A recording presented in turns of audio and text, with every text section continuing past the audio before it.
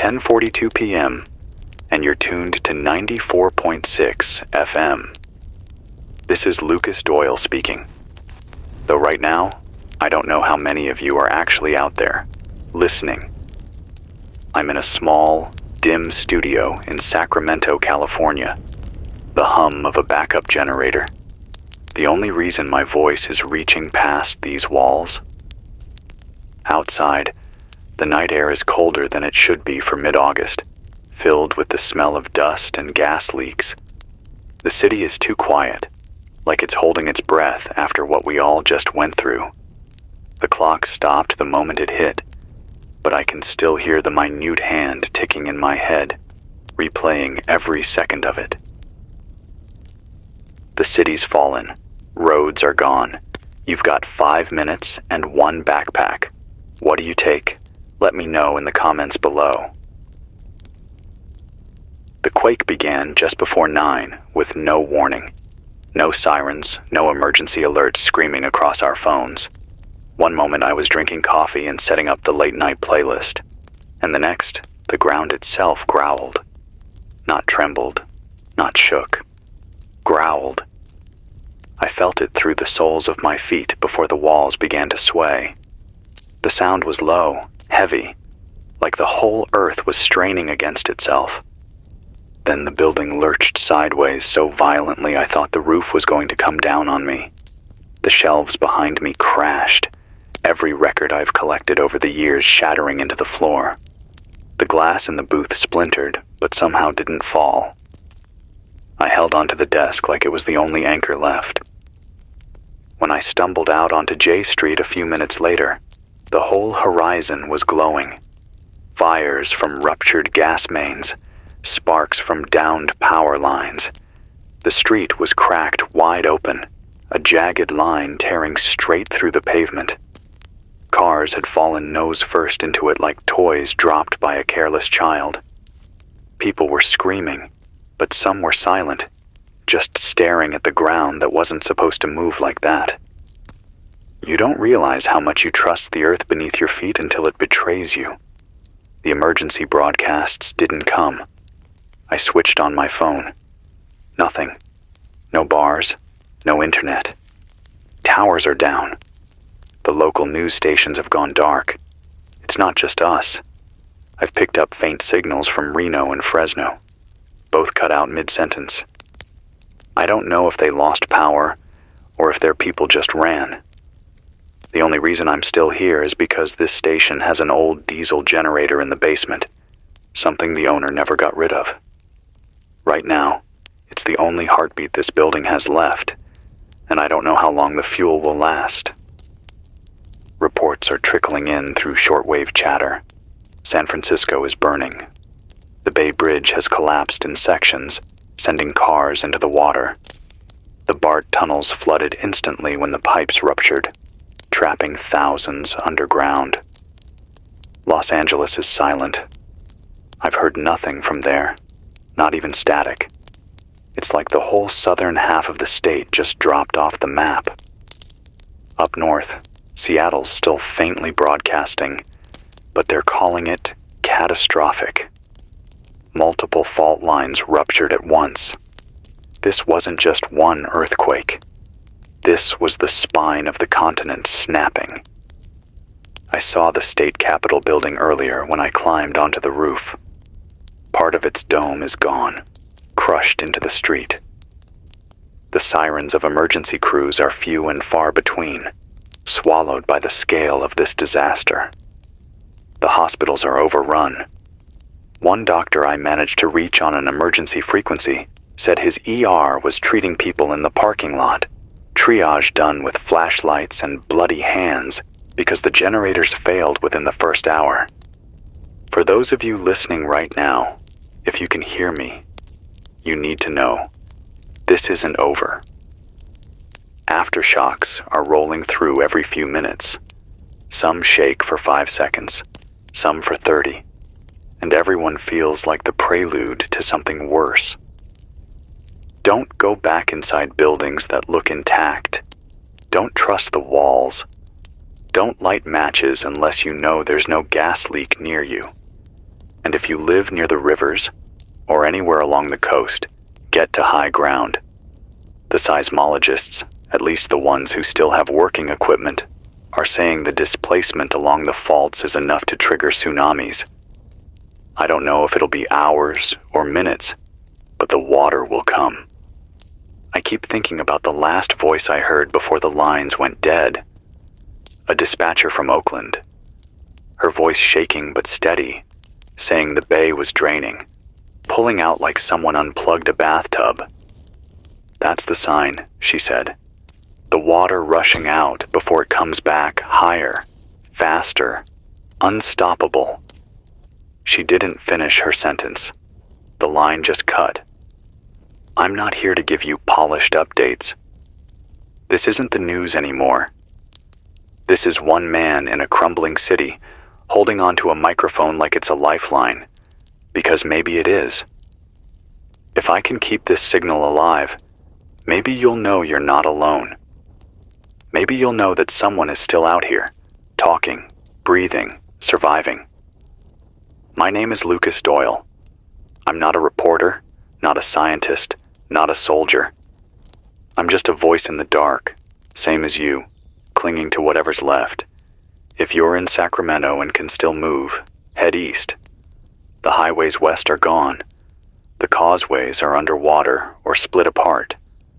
I-80 is broken in 3 different places between here and Davis. I saw the footage before the cameras went black.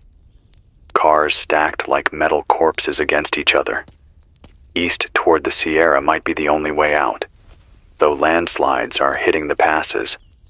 I wish I had better advice, but all I can tell you is, don't wait.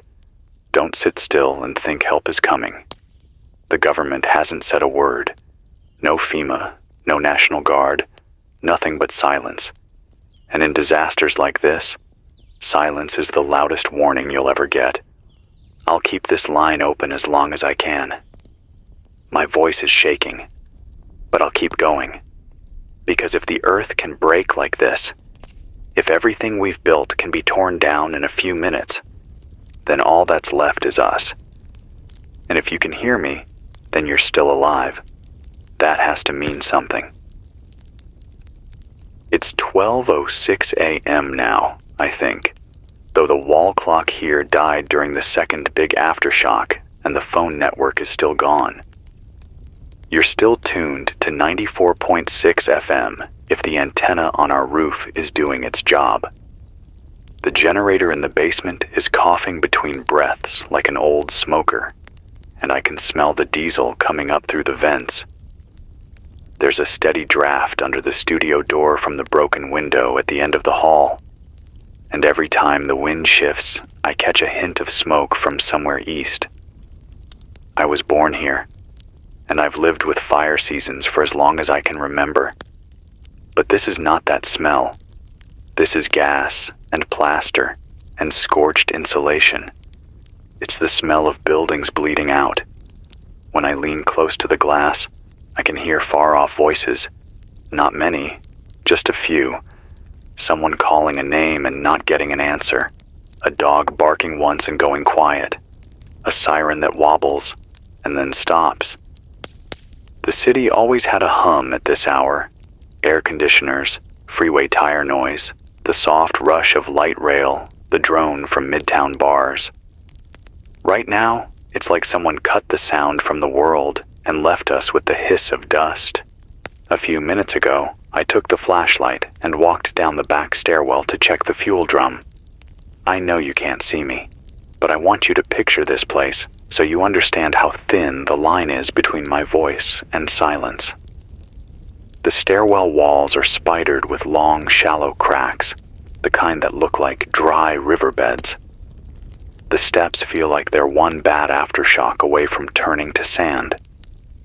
Down in the basement, the floor is wet with something I don't want near my shoes, and along the far wall, stacked on a low pallet, are 3 blue drums the owner kept for emergencies.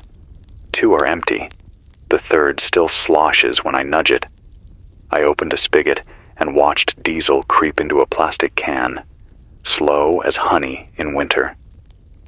I kept one hand on the metal casing of the generator, feeling the beat of it, praying I wouldn't feel it shudder and die. If you depend on a generator tonight, bleed your lines, check your exhaust, don't run it indoors, and if you smell anything sweet or metallic, shut it off and get air in your lungs. People forget that the silent killer in nights like this isn't just fire. It's the gas that steals breath without a sound. I crossed J Street earlier and met a man who used to climb poles for a living. His name is Hank, 80 if he's a day, hands like rope, the kind of guy who could fix your porch light with his eyes shut. He was out there in a yellow raincoat throwing sand over a spreading pool from a snapped pump line. I asked him why the power didn't come back after the first hit. He told me the grid is a big field of dominoes, even when you think it's all separate. When a fault throws a station, breakers trip to protect the lines. Then other stations try to feed more load, and those breakers trip too.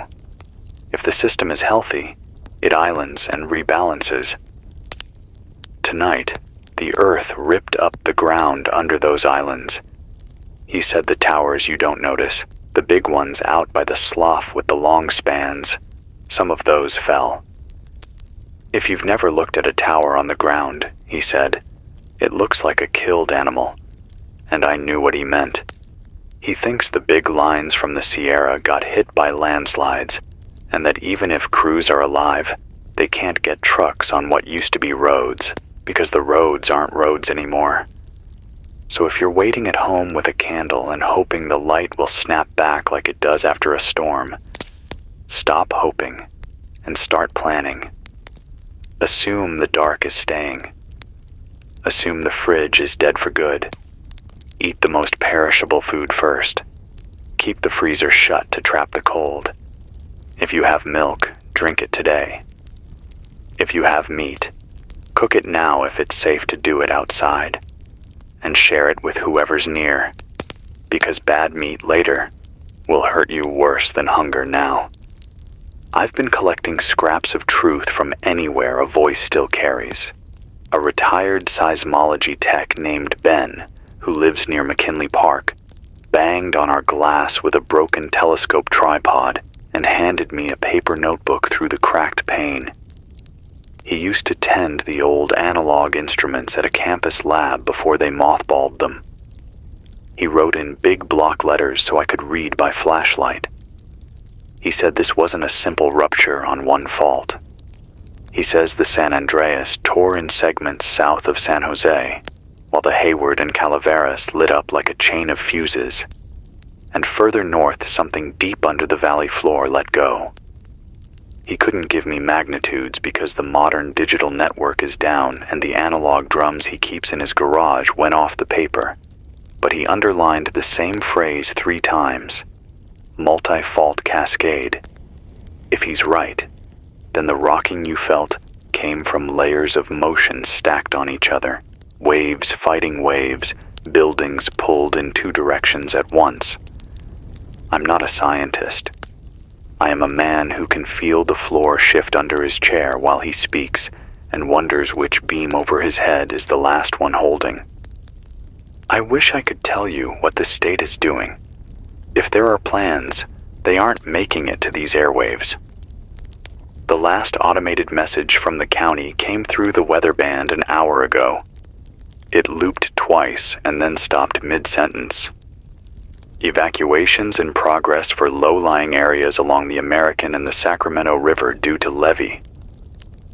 And that was it. If you're anywhere near the Delta, I want you to hear me plainly. Those levees were never built to ride out the earth rolling like this. Some will hold, some will not.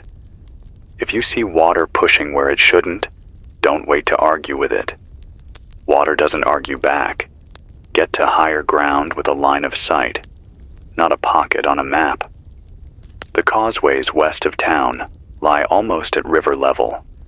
A split in the asphalt out there becomes a mouth that water will fill, and then the mouth will widen.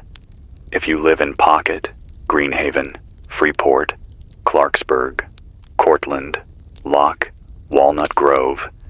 If you can move, move now. Travel light. Shoes you can walk in. Water you can carry. Keep your family tight to your body and keep moving until you can look out over rooftops instead of up at them. You'll hear a lot of noise about tsunamis from people who remember the ocean. We're inland, but the bay runs fingers inland too, and the Earth's tantrum messes with everything. The last thing I heard from a Coast Guard petty officer in a broken call over VHF was that sensors outside the Golden Gate went dumb and a wall of water moved fast through the strait. He said he could see Alcatraz go dark and then small boats climbing where there isn't a hill. If that surge presses into Suisun and Carquines, it will hammer the wrong way through channels and sloughs. That means strange tides for us and weird currents in places that don't usually have them. If the water near you acts wrong, if it flows where it's not supposed to, or retreats fast, or turns muddy with no rain, pull back. I keep thinking in loops about a family I saw at 16th and N. A mother with bare feet, a teenage boy carrying a cat in a laundry basket, a little girl in a Buzz Lightyear shirt with both arms wrapped around a cereal box. Their building leaned not all the way, just enough to show more sky through the wrong places. They stood in the street like they were waiting for someone to tell them where to stand next. I want to take this minute and be that someone for anybody like them within reach of my voice. If your building is cracked, if the door sticks, if the stairs sound hollow, do not go back for a thing that plugs into a wall. Clothes, documents, medicine, any water you can carry, a knife, a lighter, a whistle if you have one. Wrap your feet, put the cat in the basket, and tie a belt over it. Use a marker to write your names and a number on your arms, if you can still find ink. Meet your neighbors in the open. Ask who has a first aid kit. Ask who knows how to shut off gas. Pair old hands with young legs. No one should be alone at night in a broken city. There is a grocery on 28th and P with a metal gate that half came down before it jammed. I passed it and watched 3 people stand there in the half-light, arguing about what it means to take food when the lights are out and the owner isn't there. I don't have a perfect answer for them. I can tell you what I told them. Hunger and cold and fear make people choose badly. You can steer it. Leave cash if you have it. A note with your name if you can't. Take what can't be kept. Milk, fruit, meat that will rot. Leave the wine. Leave the candy bars. Save the rice. Don't smash the rest of the gate. The owner might come back and try to rebuild, and he'll need a door to start with. Make a pile of what you can't use out front and label it for anyone who comes next. Call it a share table. If 10 people do this on 10 corners, a city starts to remember it's a city again. I know some of you look at the sky every few minutes and wait for helicopters. I keep doing it too. I haven't seen one since before the second aftershock. I did hear a wideband transmission from someone who sounded military, the kind of voice that doesn't crack no matter what. He said an airfield near Mather took damage, and they're trying to roll out smaller craft at dawn if the runway holds. He said if. That's where we are tonight. Every sentence ends with if and when. If they fly at first light. If the smoke behaves. If the ground stops moving for long enough to get wheels up. If you put your life in a sentence with that many ifs, you need a plan that starts with your feet, not someone else's. I want to put this down now so I don't forget it later, because this is the kind of detail that gets lost in the big picture. Across from the station, there's an old woman who sits on her porch most afternoons and waves at anyone who looks her way. Her name is Teresa. I know that because I've waved back for 6 years and never asked her name until tonight. She was still on that porch after the first shock, sitting on a plastic chair because she was afraid to stand on her hurt hip while the world tilted. Her hands were shaking so hard that the ice in a glass next to her kept tapping the rim. I gave her the water from our break room and said, "We need to get you off this street." She said, "Where would I go?" I said, "Somewhere flat and open, where nothing can fall on you." We walked to the median on J, where the trees are set back and the grass has dips like shallow bowls. We could see the sky all around. She told me she was born in Salinas and remembered the Loma Prieta quake when she was a girl. She remembered the taste of dirt in the air and the way grown-ups whispered because they didn't want the kids to hear their fear. She said the whispering was worse than the shaking. So I am trying not to whisper. I will say what this is. This is a megaquake, tearing through a state that built its life on the seam between two plates and told itself that seam was tame. It isn't. It never was. We just got good at forgetting.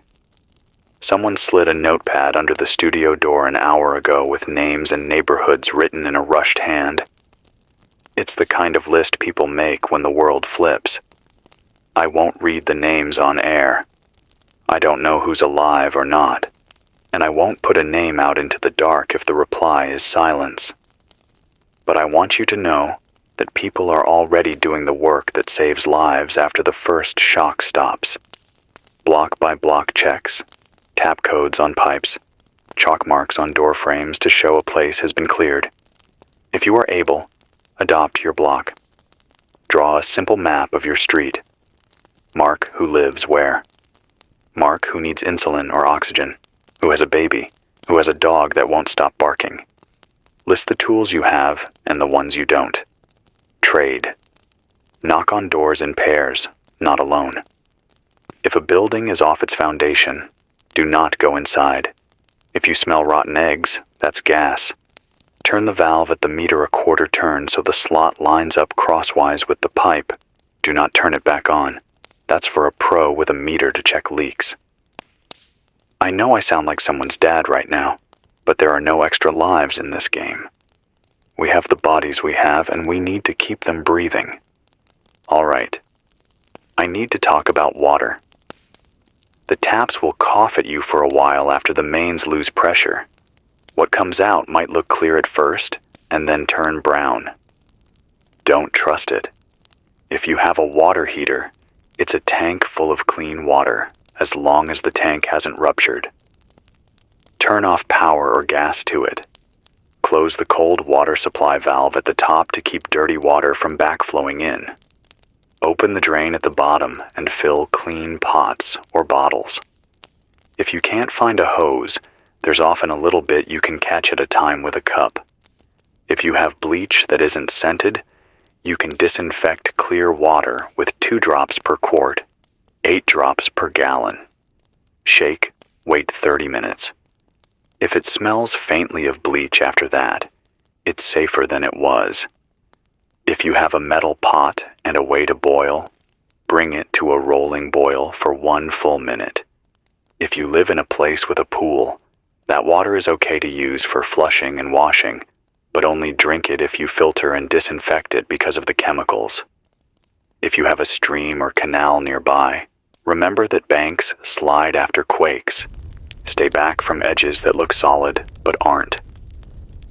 I've been asked by the handful of people who've reached our door what they should pack if they try to leave at first light. I'm going to say it's simple. Shoes that won't betray you, clothes that keep the sun off, a hat, water, a way to start fire that isn't a dead electric lighter, a flashlight with spare batteries, a bandana, a little duct tape, a real knife, a pot, a spoon, some calories that don't need cooking, nuts, peanut butter, crackers, canned fish. If you need medicine, that's your first item before all of this. If you have a paper map, take it.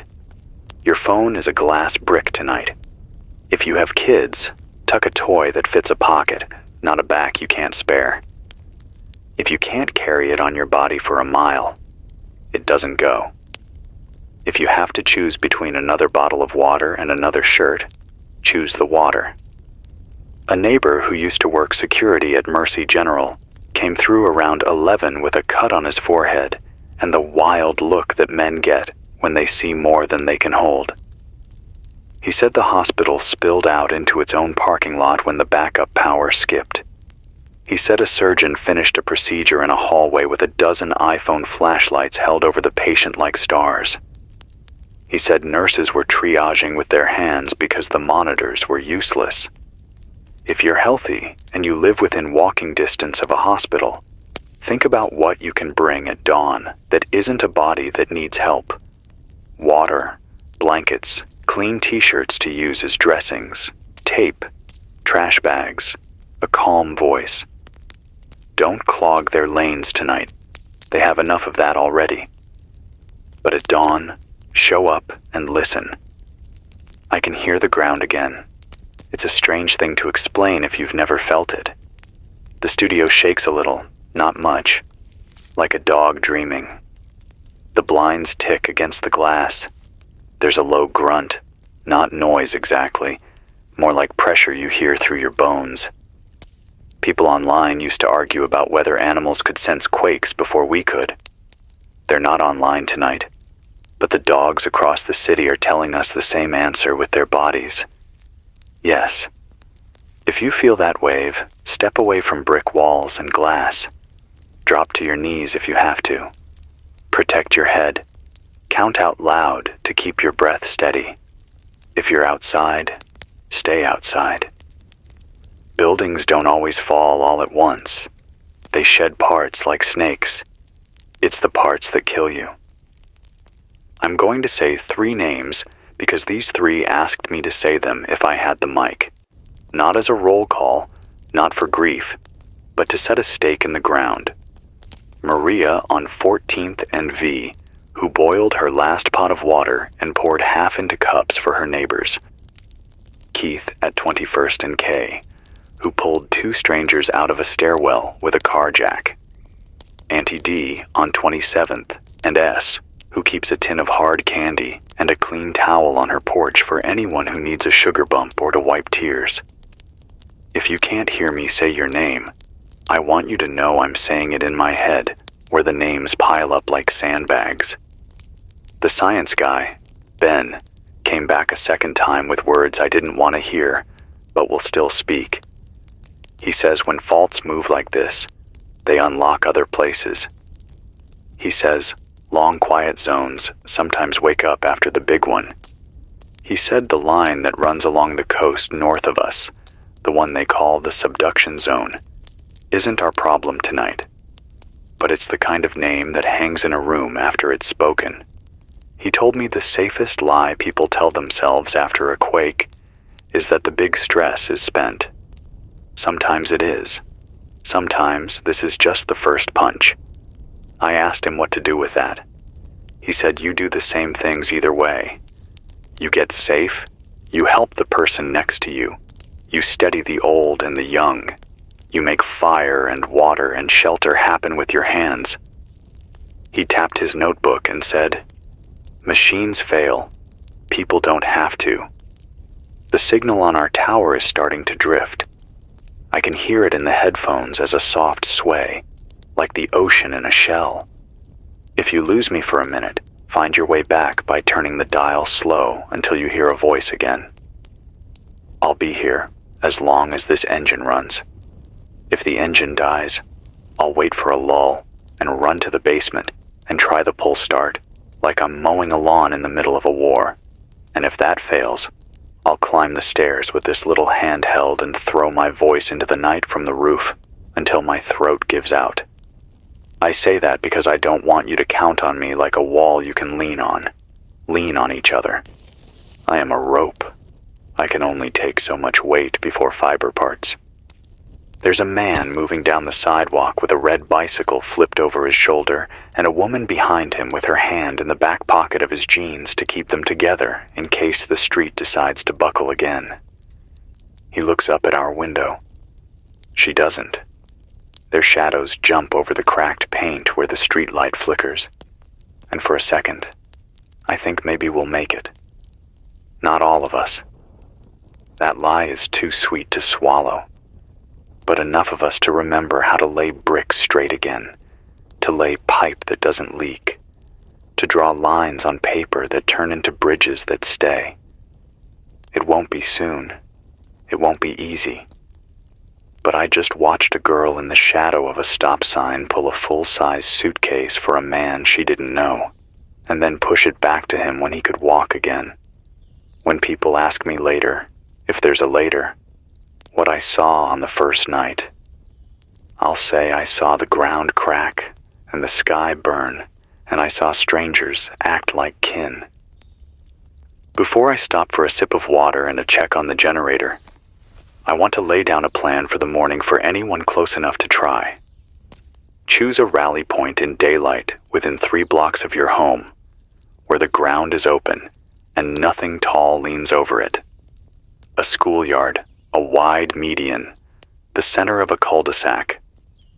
Put a note on your door that says, "Rally at place." Tape it low so it doesn't blow away.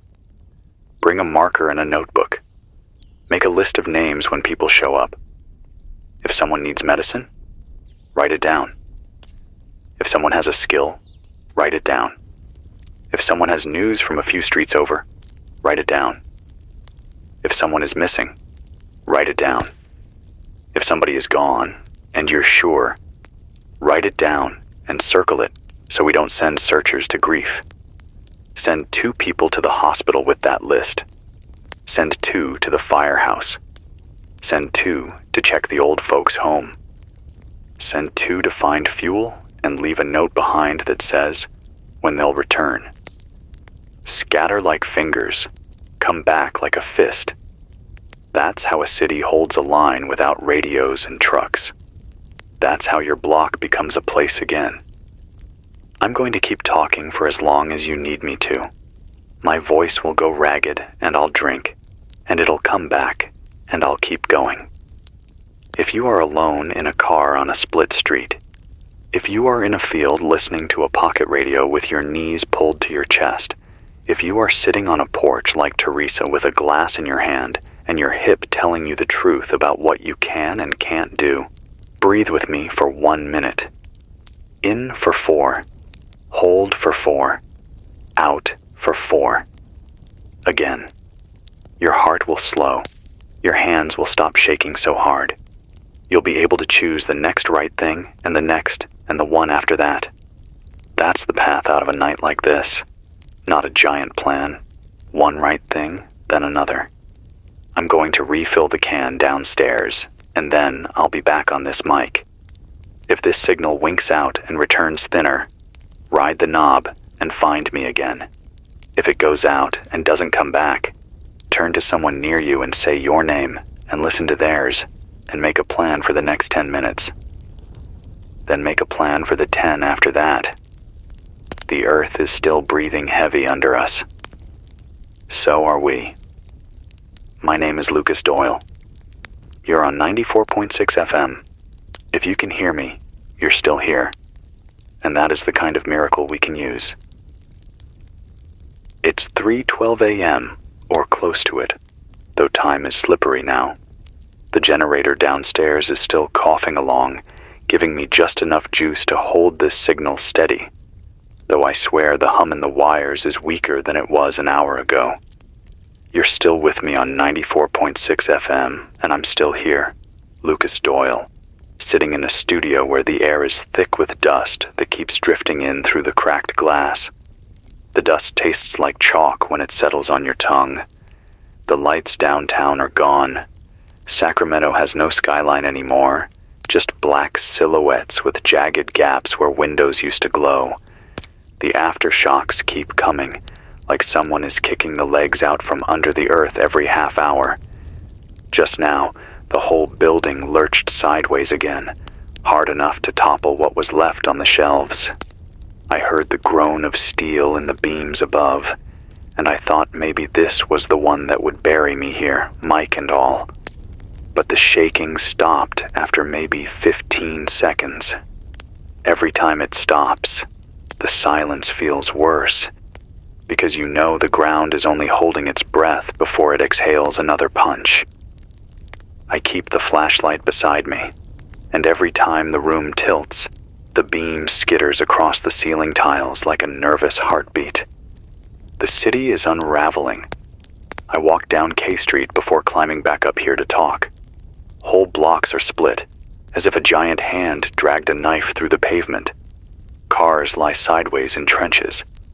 At one corner, the asphalt rose up like a wave and swallowed the front of a restaurant, chairs and all, as though the street wanted to eat. A fire smolders near the rail line where tank cars went over, leaking something sharp-smelling into the air. It burns your throat just to pass near it. The firefighters I saw were working without trucks, hauling hoses by hand, trying to push water through pipes that barely cough anymore. One of them, a woman with soot all over her face, told me they had no comms left, no backup, and were just moving from one blaze to another, as fast as their boots could carry them. And then there's the river. The American looks wrong. I climbed the levee to look.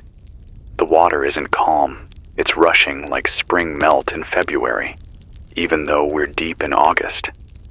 Somebody told me one of the upstream dams cracked. I can't confirm it, but if it's true, the surge will keep moving this way. If you live anywhere close to the banks, if you're hearing me from Pocket, Clarksburg, or even further down toward Rio Vista, don't wait. Move to high ground before daylight. The water won't give you a warning. I've been piecing scraps of news from people who wander in. A man named Carl, limping with a gash on his leg, said he drove up from Stockton. He said I-5 is a graveyard. Overpasses dropped flat across the lanes, cars stacked like toys, trucks jackknifed and burning. He saw the freeway split like a zipper and swallow a whole convoy. He swore he saw National Guard Humvees pulled to the side of the road, doors open, no one inside. He said Stockton itself is flooding because the levees there gave out, and people are climbing to rooftops with blankets and waving at helicopters that never come. He said he kept hearing rotors, but when he looked up, it was just the wind howling through broken towers. I don't want to spread rumors, but I can't keep them from you either. A woman from Elk Grove stumbled in, wrapped in a sheet, blood on her cheek. She said she heard from her brother in Los Angeles before the phones cut out. He said the San Andreas let go for hundreds of miles. Whole stretches of LA are gone. Freeways dropped. Hospitals collapsed. She said his last words before the line went dead were, "The ground opened on Sunset, and people fell in." That was hours ago, and nothing's come through since. Silence from the government is louder than any quake.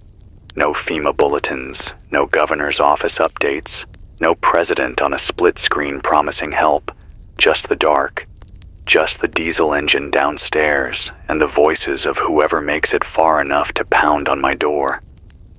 I keep wondering if the satellites are even still up there, or if the sky itself shook hard enough to knock them blind. I don't want this to just be despair. If you can hear me, here's what you can do tonight to live till morning. First, don't trust your walls. Sleep under a table, under a desk, under anything solid that won't kill you if it falls. Keep shoes on your feet. Glass is everywhere. Carry water on you, even if it's just a bottle. If you're near strangers, make them less strange. Share names. Share what you've got. Because the ones who try to do this alone are the first to vanish.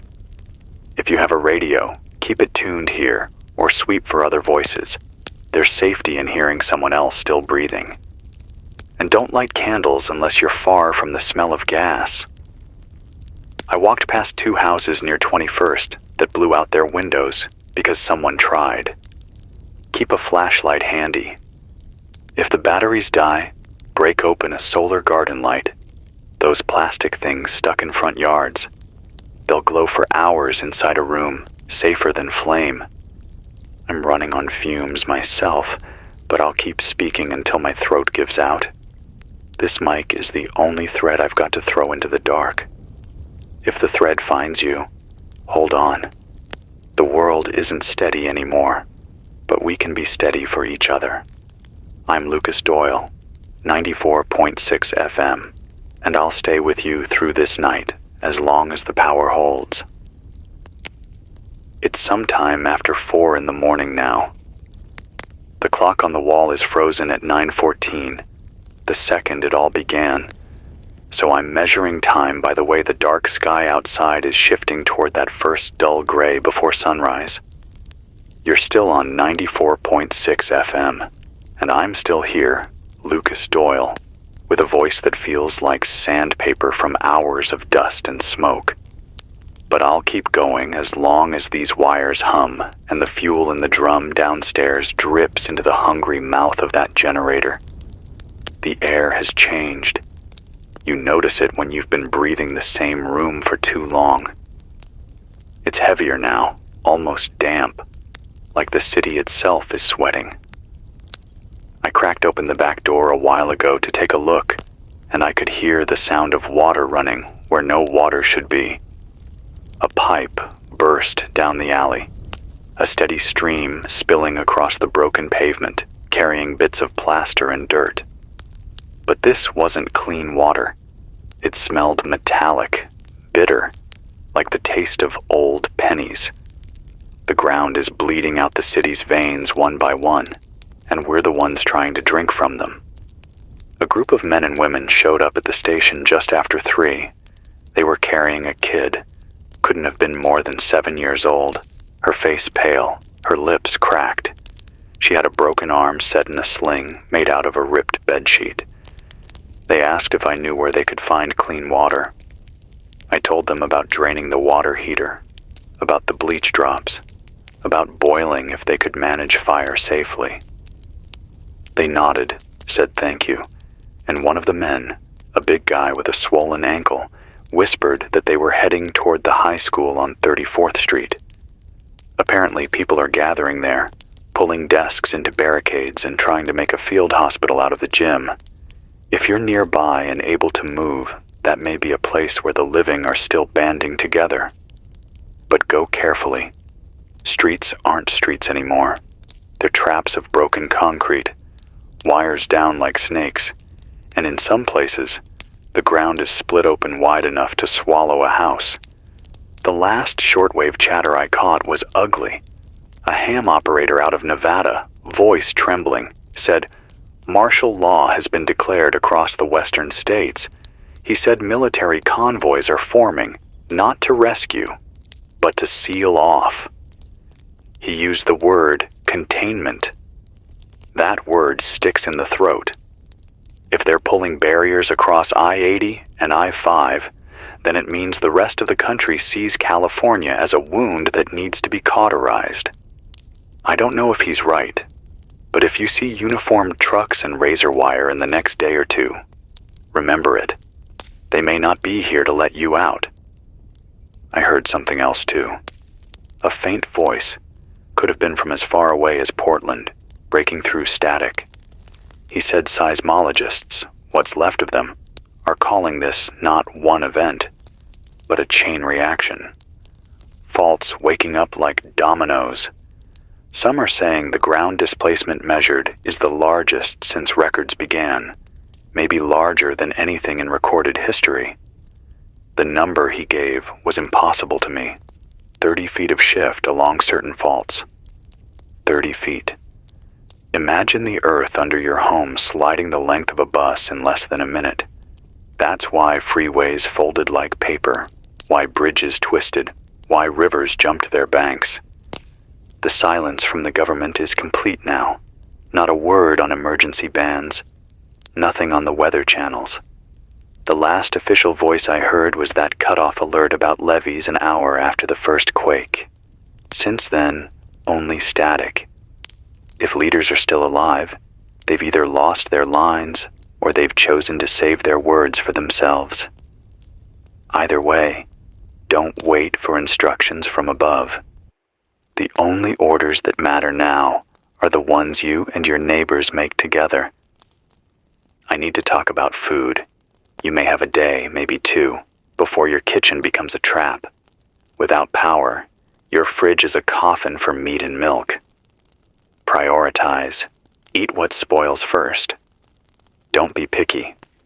If you can cook outside, do it, share it, and eat it all. If you can't cook, eat what you can as it is. When that's gone, it's shelf-stable food next. Rice, beans, pasta. Dry goods can last. Canned food is gold now. Meat, vegetables, even dog food if it comes to that. If you have a manual can opener, guard it.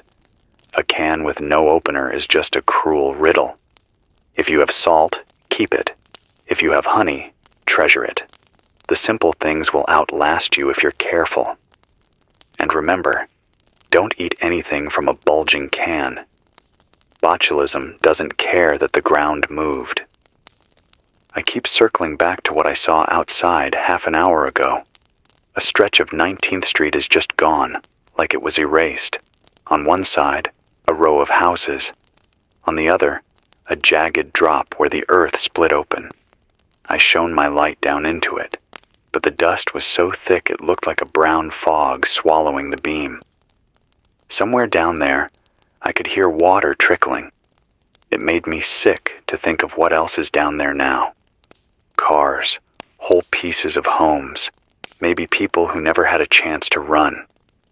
I whispered their names in my head, even though I don't know them, because silence feels like betrayal. If you're still listening, I want you to know this. The night is long, but it will break. The sun will rise. The light won't heal what's broken, but it will show you where to step, where the ground is solid, where the danger lies. Use that time. Gather, search, salvage, plan. The dark belongs to fear, but the daylight still belongs to us. I'll keep speaking until this generator quits. If it dies, I'll try the handheld. If that fails, maybe my voice will reach one of you by nothing more than the air between us. My name is Lucas Doyle. You're on 94.6 FM. And if you can hear me, you are still alive, and that means there is still something worth fighting for. The sky outside is starting to lighten, though it's not the kind of dawn I remember. Usually when the first color comes over Sacramento, there's a glow, a promise, a wash of gold off the windows downtown. Now it's just gray, a flat ash-colored smear, like someone rubbed the sun out with the heel of their hand. The air smells of plaster dust and wet soil, the kind of smell you get after tearing down an old house, except this time, the house is the city itself. You're still with me on 94.6 FM, and I'm still Lucas Doyle, talking into this mic, because it's all I know to do when everything else is falling apart. The aftershocks haven't stopped. The one just before dawn rattled the glass hard enough to make the blinds sway. I could hear bricks rolling down the street outside like dice across a table. People are starting to gather in clusters now, not inside, but in parking lots, in medians, in open ground where nothing can drop on them. I walked down to the corner of 20th and J around half an hour ago. There must have been 50 people huddled there, wrapped in blankets, sitting on milk crates, cooking a dented pot of oatmeal over a camp stove. They looked up when I passed, faces smeared with soot and fear, but some of them nodded, even smiled. That's the first spark of something I've seen all night. People realizing that survival is heavier than fear when you carry it together. I asked if they'd heard anything. One man said he caught a brief broadcast from San Francisco before it cut. He said the Bay Bridge collapsed into the water, cars stacked on top of each other like driftwood. He said BART tunnels are flooded and hundreds are trapped underground with no way out. He said Market Street is burning from one end to the other. After that, silence. The city by the bay has gone dark, except for fire. I don't know if anyone's still transmitting from there. If you're out that way and can still get a signal through, know that at least here, 100 miles inland, your voice is still wanted. Closer to home, a group of people came up from Elk Grove, barefoot and covered in dust, said the Cosumnes levee broke. Whole subdivisions flooded in minutes. They said they saw cars floating, houses tipped sideways, people climbing onto rooftops waving towels. No help came. They walked all night to reach Sacramento, and they don't know if their families behind them are alive or not. One of them, a woman named Gina, asked me to say her brother's name, Anthony. She said if he's listening, she's alive, and she'll keep walking north until they find each other again. Rumors are spreading about the military. A few people said they saw convoys moving on Interstate 80 East, lights sweeping the broken pavement. Others said soldiers were stopping cars near Auburn and turning people back. I don't know if it's true, but I've heard the same word now from 3 different mouths. Quarantine. That word chills me. If they've given up on saving whole cities and decided to contain instead, then every block we're on right now is a cage, not a home. If you see barricades, if you see uniforms, don't assume they're here to lift you out. They might be there to lock you in. I want to talk about what to do now, at first light. If you've survived the night, you've already done one impossible thing. Now comes the second, making it through the day without losing your footing. First, water. If you haven't filled containers, do it now. Collect it from heaters, toilets, pipes, anywhere you can. Treat it before you drink. If you find bottled water, ration it. Don't drink to feel full. Drink to stay alive. Second, food. Cook what spoils first, then share it. Don't hoard what will rot in hours. A can of peaches will keep for weeks. A steak won't make it past noon. Third, shelter. Don't trust walls that look fine in the dark. In daylight, you'll see the cracks spidering out. Sleep outside if you must, but keep something overhead to block falling glass and dust. If you're strong enough, find your neighbors. Make a map of your block. Write down who's alive, who's hurt, who needs medicine. Trade what you can. If you're weak, speak up. Someone nearby has what you lack. A city can still be a city, even when the lights are gone, but only if we remember each other's names. I know the fear is sharp this morning. I feel it too. My hands shake when I write in this notebook. My voice breaks when I look out and see the skyline broken, pieces of buildings I grew up staring at now just piles of stone. But I keep speaking, because I don't want the silence to win. If you can hear me, you're proof the silence hasn't won yet. My name is Lucas Doyle. You're listening to 94.6 FM. And as long as this tower holds, you'll have a voice in the dark. It's just past noon now, or at least I think it is. The sun is overhead, but you wouldn't know it from the way the sky looks. It's not blue, not even gray. It's brown, like an old bruise smeared across the whole horizon. Dust hangs so thick it dims the light, turns day into something halfway to dusk. The air tastes like cement and smoke. Every breath scratches the throat.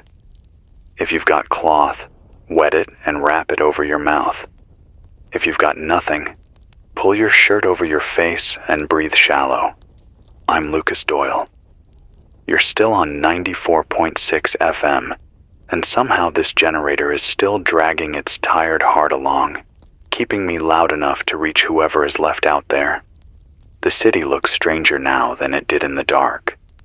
When the sun rose, it painted the broken bones of Sacramento in full color. Streets that look like rivers, buildings tilted like drunks, bridges bent at the knees. Whole blocks are missing, pancaked down into rubble piles where people once lived. When I walked out to 12th Street this morning, I saw a canyon where the asphalt used to be. It stretched for blocks, a jagged wound in the city grid, steam rising from it like the earth wasn't finished bleeding. Down inside that canyon, faint echoes, groans, cracks, sometimes a splash. The ground is not done moving. It wants us to know it. People are gathering in bigger groups now.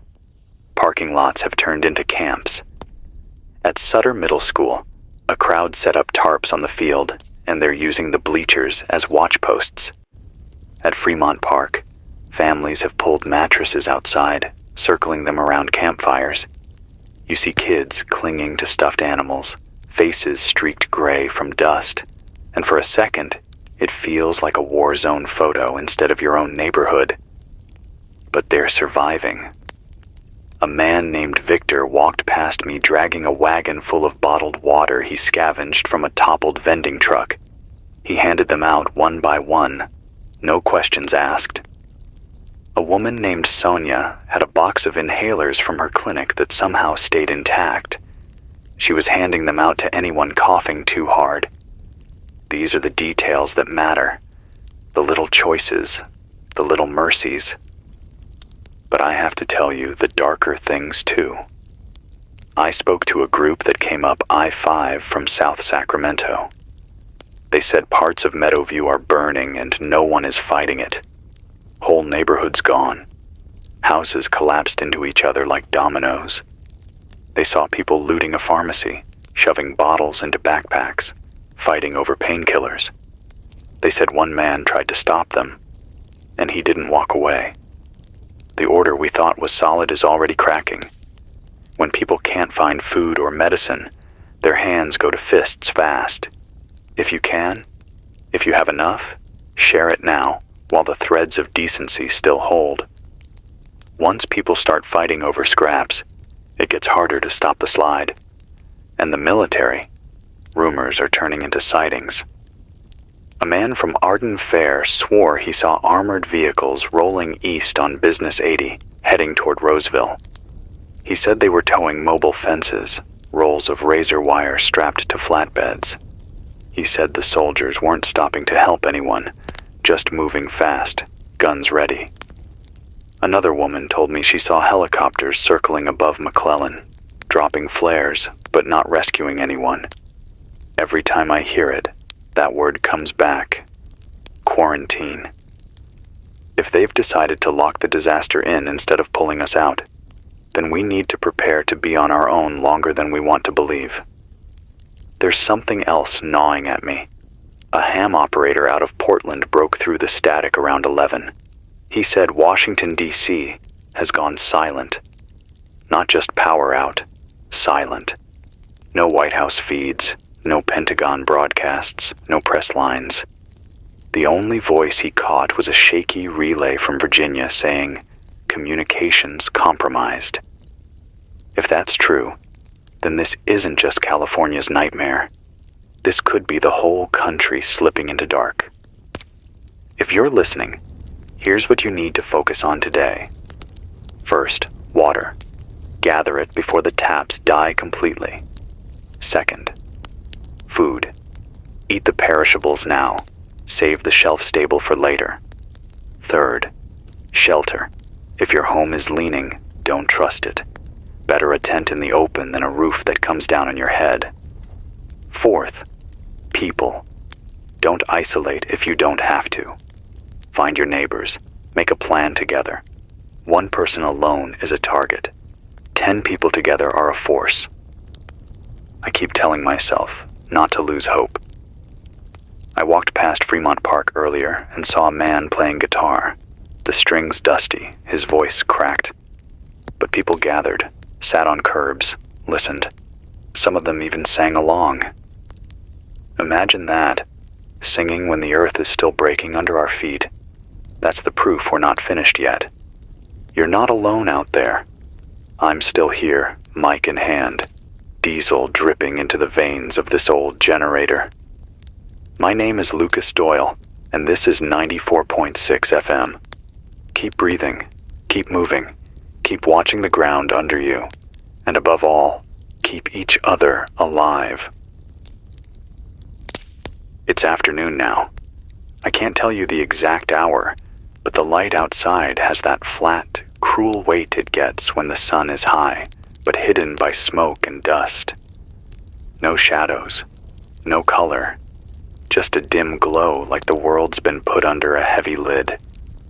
The air tastes like chalk and ash. I'm still Lucas Doyle, and you're still on 94.6 FM, if the tower hasn't bent too far, and if the generator hasn't burned through the last of its lungs. The city looks worse in daylight than it did in the dark. Fires that were just orange glimmers last night are now black scars across the skyline. Smoke drifts through downtown in lazy columns, and you can hear glass breaking every few minutes as buildings give up. I walked toward the hospital earlier, Mercy General, and the sight there will stick with me until the day I die. People lying on blankets in the parking lot, IV bags hanging from broken broomsticks, nurses moving from one to the next with hands raw and eyes hollow. The ER doors were jammed open with a chair. Inside, no power, no machines, just heat and the stench of blood and disinfectant. One nurse told me they ran out of morphine by dawn. They're cutting clothes with kitchen scissors, suturing by flashlight, doing surgery in hallways. She said she hasn't heard a word from the county or state health department. It's just them against a wave of broken bodies. Outside the hospital, desperation is blooming like mold. Families clutching loved ones who can't be treated, begging for space. A man shouting at a doctor until others pulled him back. I saw a fight break out near the ambulance bay over bottled water. It's starting already. The slow unraveling of order. People will do whatever it takes when their kids are thirsty or their parents can't breathe. If you're listening, remember this. It only takes one bad decision to turn a crowd into a riot. Don't push, don't shout, don't grab. Trade, share, walk away if you have to. The moment people believe they have to fight for survival, the ground gets even deadlier than it already is. Word is spreading fast now about the military. Around noon, I saw convoys rolling down Interstate 80 East, Humvees, troop trucks, even flatbeds with rolls of fencing strapped down. They weren't stopping for anyone waving them down. The soldiers in the trucks didn't look left or right. Faces hard, eyes forward, rifles across their laps. A group of us watched from the embankment as they passed. Nobody waved after the first few minutes. The message was clear. They're not here to pull us out. They're here to draw lines. I've heard the same phrase whispered again and again. Martial law.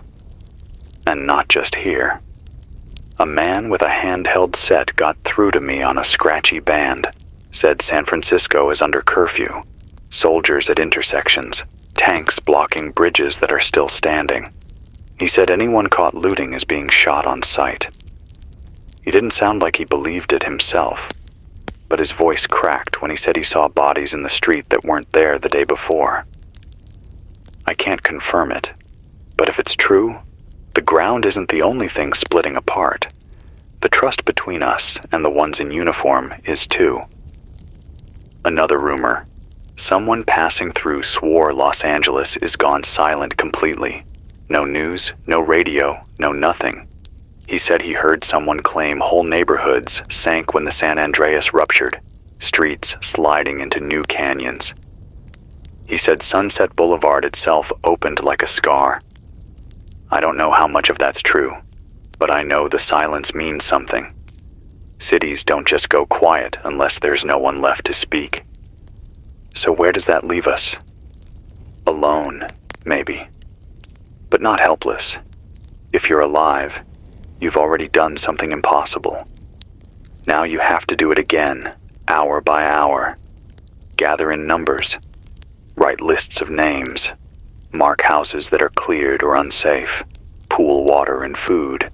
Build watch posts at night. not to fight each other, but to warn each other when aftershocks hit or when the levees break. Small groups become big groups. Big groups become something stronger than fear. I want to tell you something I saw, so you don't think it's all falling apart. In Fremont Park this morning, amid the tents and tarps, I saw a boy, no more than 10, drawing on the cracked pavement with chalk. He was sketching the skyline the way it used to look, every building tall and unbroken. His hand shook, but he kept going, filling in windows, adding birds, even a sun. When people walked past, they slowed down, watched, some even smiled. For a moment, they saw not the wreckage, but the memory. That's what's keeping us alive right now. Not fuel, not guns, not trucks. Memory. Hope that the picture can be real again someday. You're not alone out there. If you can hear me, you're proof. My name is Lucas Doyle. This is 94.6 FM. Hold tight to each other. Share what you can. Watch the ground under your feet. Watch the soldiers at the edge of town. And don't forget to breathe, even when the air tastes like dust. It's evening now, and I can feel the weight of the day in my bones. You're still on 94.6 FM, and I'm still Lucas Doyle, running on whatever scraps of diesel that old generator downstairs can sip. The hum in my headphones sounds weaker than it did this morning, and every time the building trembles with another aftershock, I wonder if the next shake will be the one that silences this frequency for good. The sun never really came out today. The sky stayed the color of rust, choked with dust and smoke, and now it's dark again, though it doesn't feel like the kind of dark you can rest in. The air outside has a sour bite to it, like gas mixed with damp ash. People are lighting fires in barrels for warmth, and the smoke drifts through the streets, mixing with the dust until every breath scrapes. If you're listening and you're near an open flame, keep your fires small. Don't burn plastics if you can help it. The fumes will choke you faster than the cold will. I spent the afternoon moving through downtown, trying to see what's left. The city is a skeleton. J Street looks like someone dropped it from the sky and let it shatter. Cars still sit at traffic lights that aren't lit anymore, their hoods crumpled into the ground, alarms long since dead. I saw a city bus split in half where the road gave way, its roof crushed flat. There were shoes in the dust near it, but no people. Either they ran, or they didn't make it. Some corners are nothing but rubble piles now, rebar sticking out like ribs. And in between the wreckage, people are building camps, little fires, tents out of bed sheets, mattresses dragged into the open. The city that once lived in glass towers is huddled on the asphalt now. The hospitals are beyond overwhelmed.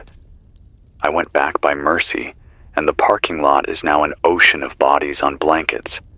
Doctors look like ghosts moving between them, their hands raw, their voices hoarse.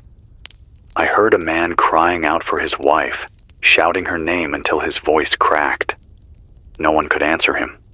No one even had the strength to look. Across the street, people were lining up at a broken pharmacy, smashing glass to pull out bottles. Fistfights broke out over antibiotics. I want to believe we can hold on to order, but when I see fists flying over pills, I know the unraveling is already here. And the soldiers? This morning it was rumors, but now it's real. I saw them with my own eyes just before sunset, rolling east along the broken spine of Interstate 80. Trucks, Humvees, a few armored carriers, all with fences strapped down on flatbeds. They weren't stopping for anyone. People waved, begged, even stood in front of them. The trucks didn't slow. They swerved. One man was nearly crushed trying to get them to stop. The faces in those vehicles were hard as stone, rifles across their laps. I didn't hear a single word from them. No announcements, no instructions, nothing. Just the rumble of engines heading east. People are whispering the same word in every camp tonight. Quarantine. They say the soldiers aren't here to rescue. They're here to wall us in. I can't prove it, but the sight of those fences rolling past makes my stomach knot.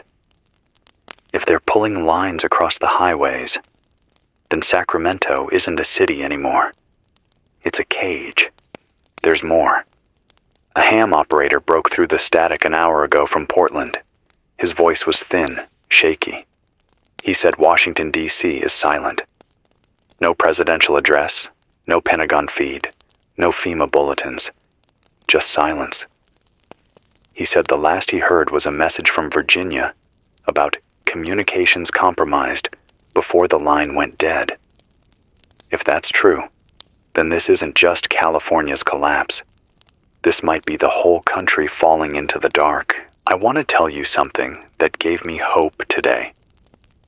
On the corner of 19th and L, I saw a group of neighbors standing in a circle around a fire. They weren't fighting or crying.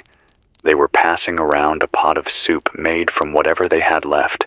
Cans of beans, carrots, even half a loaf of bread.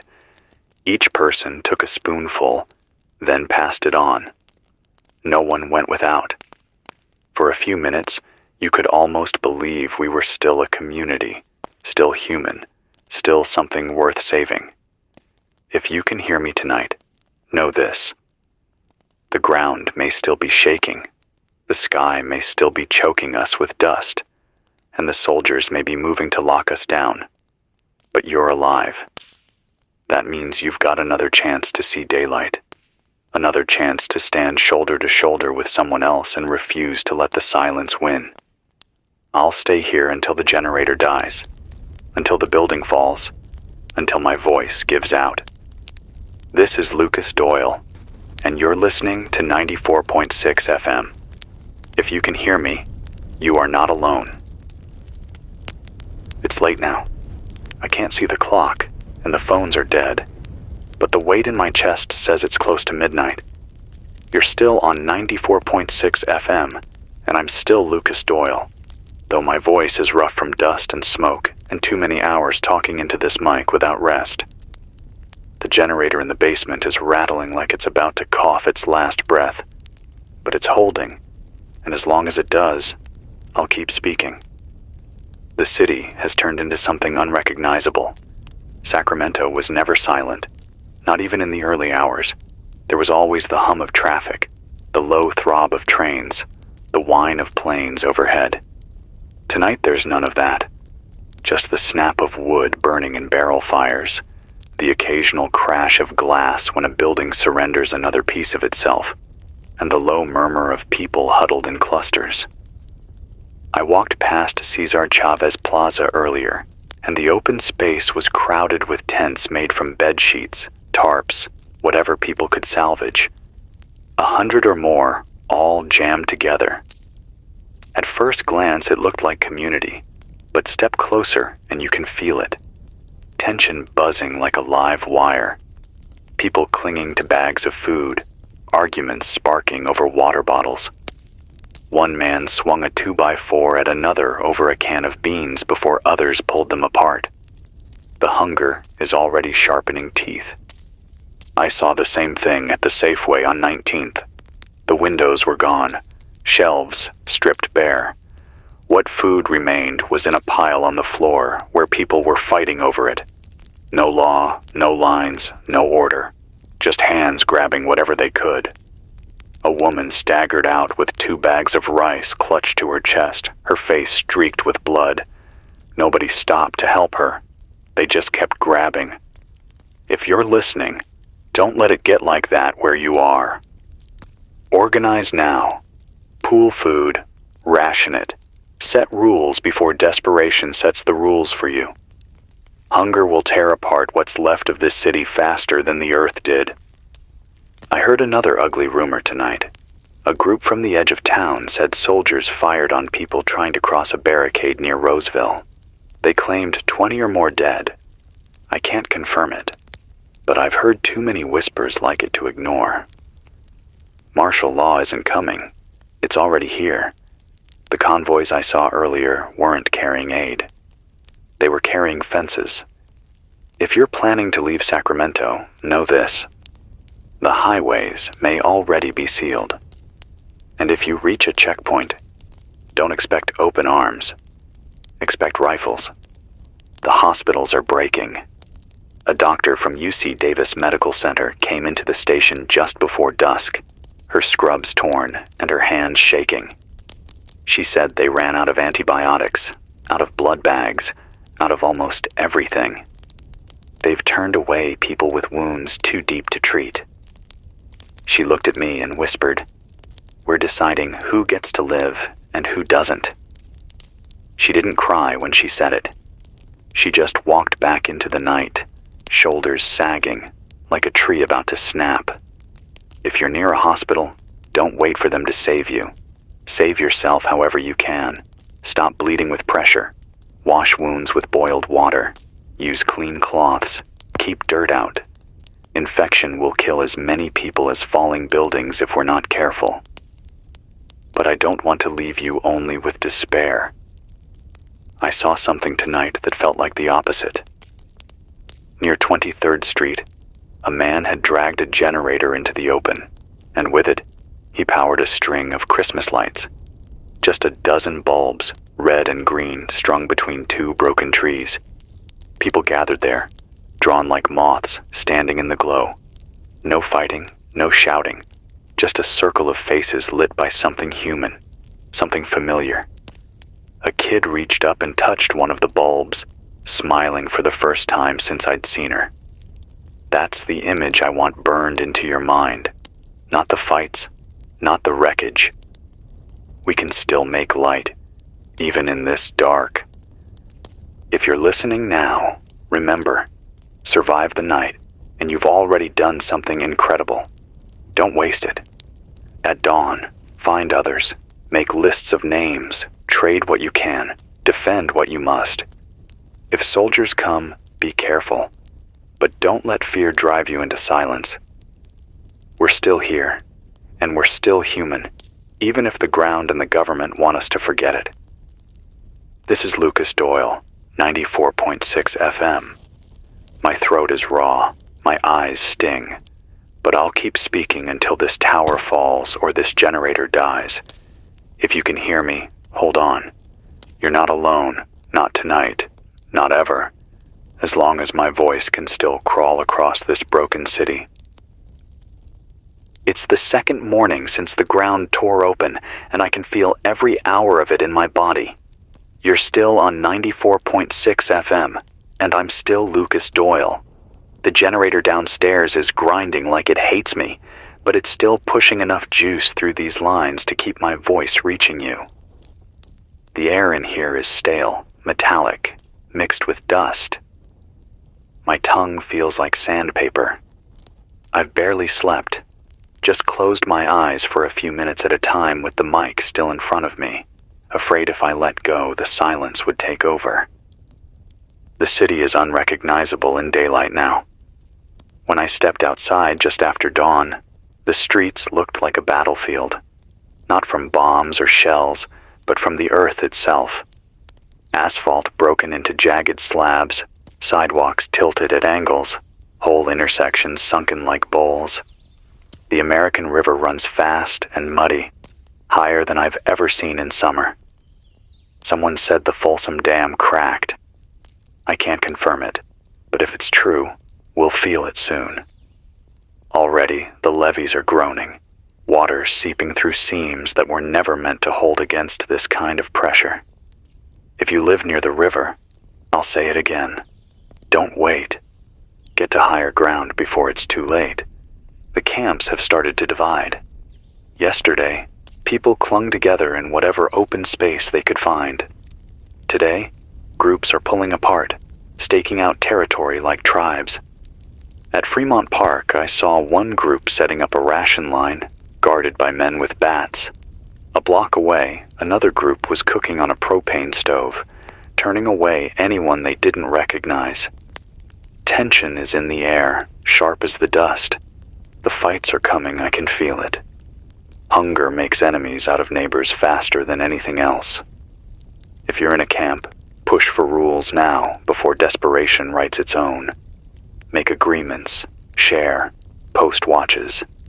Decide what's fair, because once fairness goes, nothing holds. I've heard from people stumbling in from the highways. A man named Richard, face caked with dirt, said he walked up from Lodi after his car got stuck in a fissure. He said I-5 South is gone. Bridges collapsed, asphalt ripped open. He said Stockton is underwater. He swore he saw whole neighborhoods submerged, people waving from rooftops as the current carried cars passed like driftwood. He said the air was filled with the stench of sewage and fuel, and that helicopters circled but never landed. Another voice, an old woman named Lillian, said she came from Davis before dawn. She said the causeway west of Sacramento is split apart, chunks of concrete lying in the marsh. She said she saw soldiers blocking 80 near Dixon, turning back anyone trying to cross.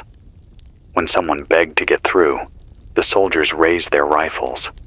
She said she turned and walked the long way north, barefoot, her shoes lost in the mud. She looked me in the eye and said, "We're not meant to leave. They're keeping us here." That word again, quarantine. It's no longer just whispers. Too many voices saying the same thing. News, or what passes for it now, is trickling in over shortwave. A ham operator in Nevada said the Mississippi River shook yesterday. He said seismographs there spiked off the charts, that levees near Memphis are straining. He swore he heard rumors that bridges over the river cracked, maybe even collapsed. If that's true, this isn't just a California disaster. This is the continent itself shuddering. If the Mississippi has been shaken, then the whole spine of America is breaking with us. I need to give you some advice, the kind that might feel small, but matters now. Don't drink from puddles unless you've boiled it. Don't eat food from dented or bulging cans. Wash your hands, even if it's just with ash and a little water. Sickness is the next wave, and it kills quieter than falling buildings. If you're cut, clean it. If you're burned, keep it covered. If you have medicine, ration it. If you have nothing, use what you have. Clean cloth, heat to sterilize, even honey on wounds if you can find it. Old tricks matter now. I saw something this morning that kept me from collapsing under the weight of it all. On the corner of 14th and R, a group of kids were playing with a soccer ball in the street. The pavement was cracked, buildings around them half collapsed, smoke rising in the distance. But they were laughing, kicking that ball back and forth. Their parents sat nearby, watching, some even smiling. In the middle of all this ruin, children still found a way to be children. That sound, their laughter, cut through the dust and fear like sunlight. We're still here. If you can hear me, you're still here too. Hold on to that. My name is Lucas Doyle. This is 94.6 FM, and as long as my lungs can push air and this generator can keep coughing, I'll keep talking. The ground may still tremble, the sky may still choke us with dust, and the soldiers may be closing the exits, but you're alive. That's something the earth couldn't take. That's something worth holding on to. It's afternoon now on the second day, though it feels like weeks since the first quake. The light outside hasn't changed much. Still that bruised, copper-brown sky. Still the air full of dust that grits in your teeth and stings your eyes. I'm Lucas Doyle, and this is 94.6 FM. My throat is raw, my head is pounding. But I'll keep speaking as long as the generator downstairs can drag itself forward, and as long as I've still got breath in my chest. Sacramento is tearing itself into pieces.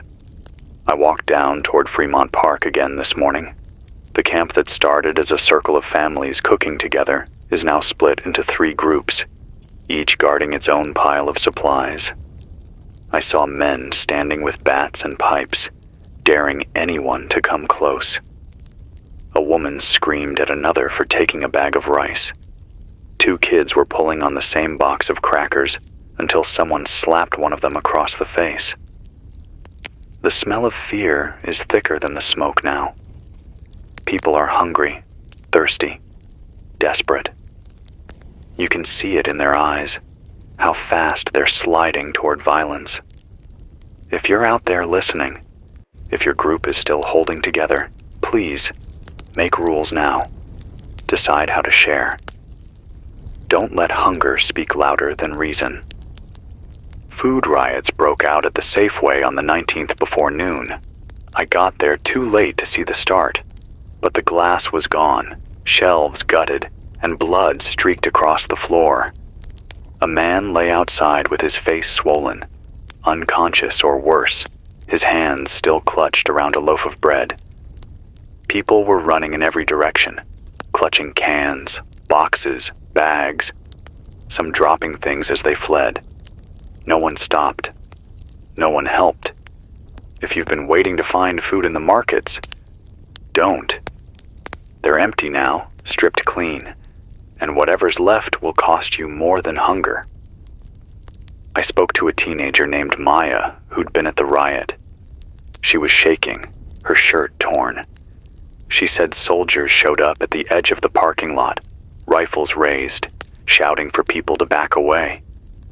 When no one did, she said they fired into the air. The crowd scattered, but she swore she saw one man drop, and she doesn't know if it was from panic or bullets. The soldiers didn't chase anyone. They just stood at the edge, watching. She told me she felt like a rat in a cage, tested to see how far she'd run. I don't know what to tell her. I don't know what to tell any of us. And the coast, it's gone silent. Someone who came up from Vallejo said the bay is chaos. Water rushing in and out like tides don't follow rules anymore. They said the Golden Gate is broken in the middle, like a snapped spine. Oakland dark, San Francisco burning, Berkeley cut off. Nothing left but fire and water. I've been scanning for voices from San Diego since last night. Nothing. Not even static that sounds human. Los Angeles was already silent, but now San Diego too? The entire coast could be gone, cut away from the map by the sea and the shaking earth. One man who came in from West Sacramento told me he saw soldiers stringing wire along Interstate 80 near the Yolo Causeway.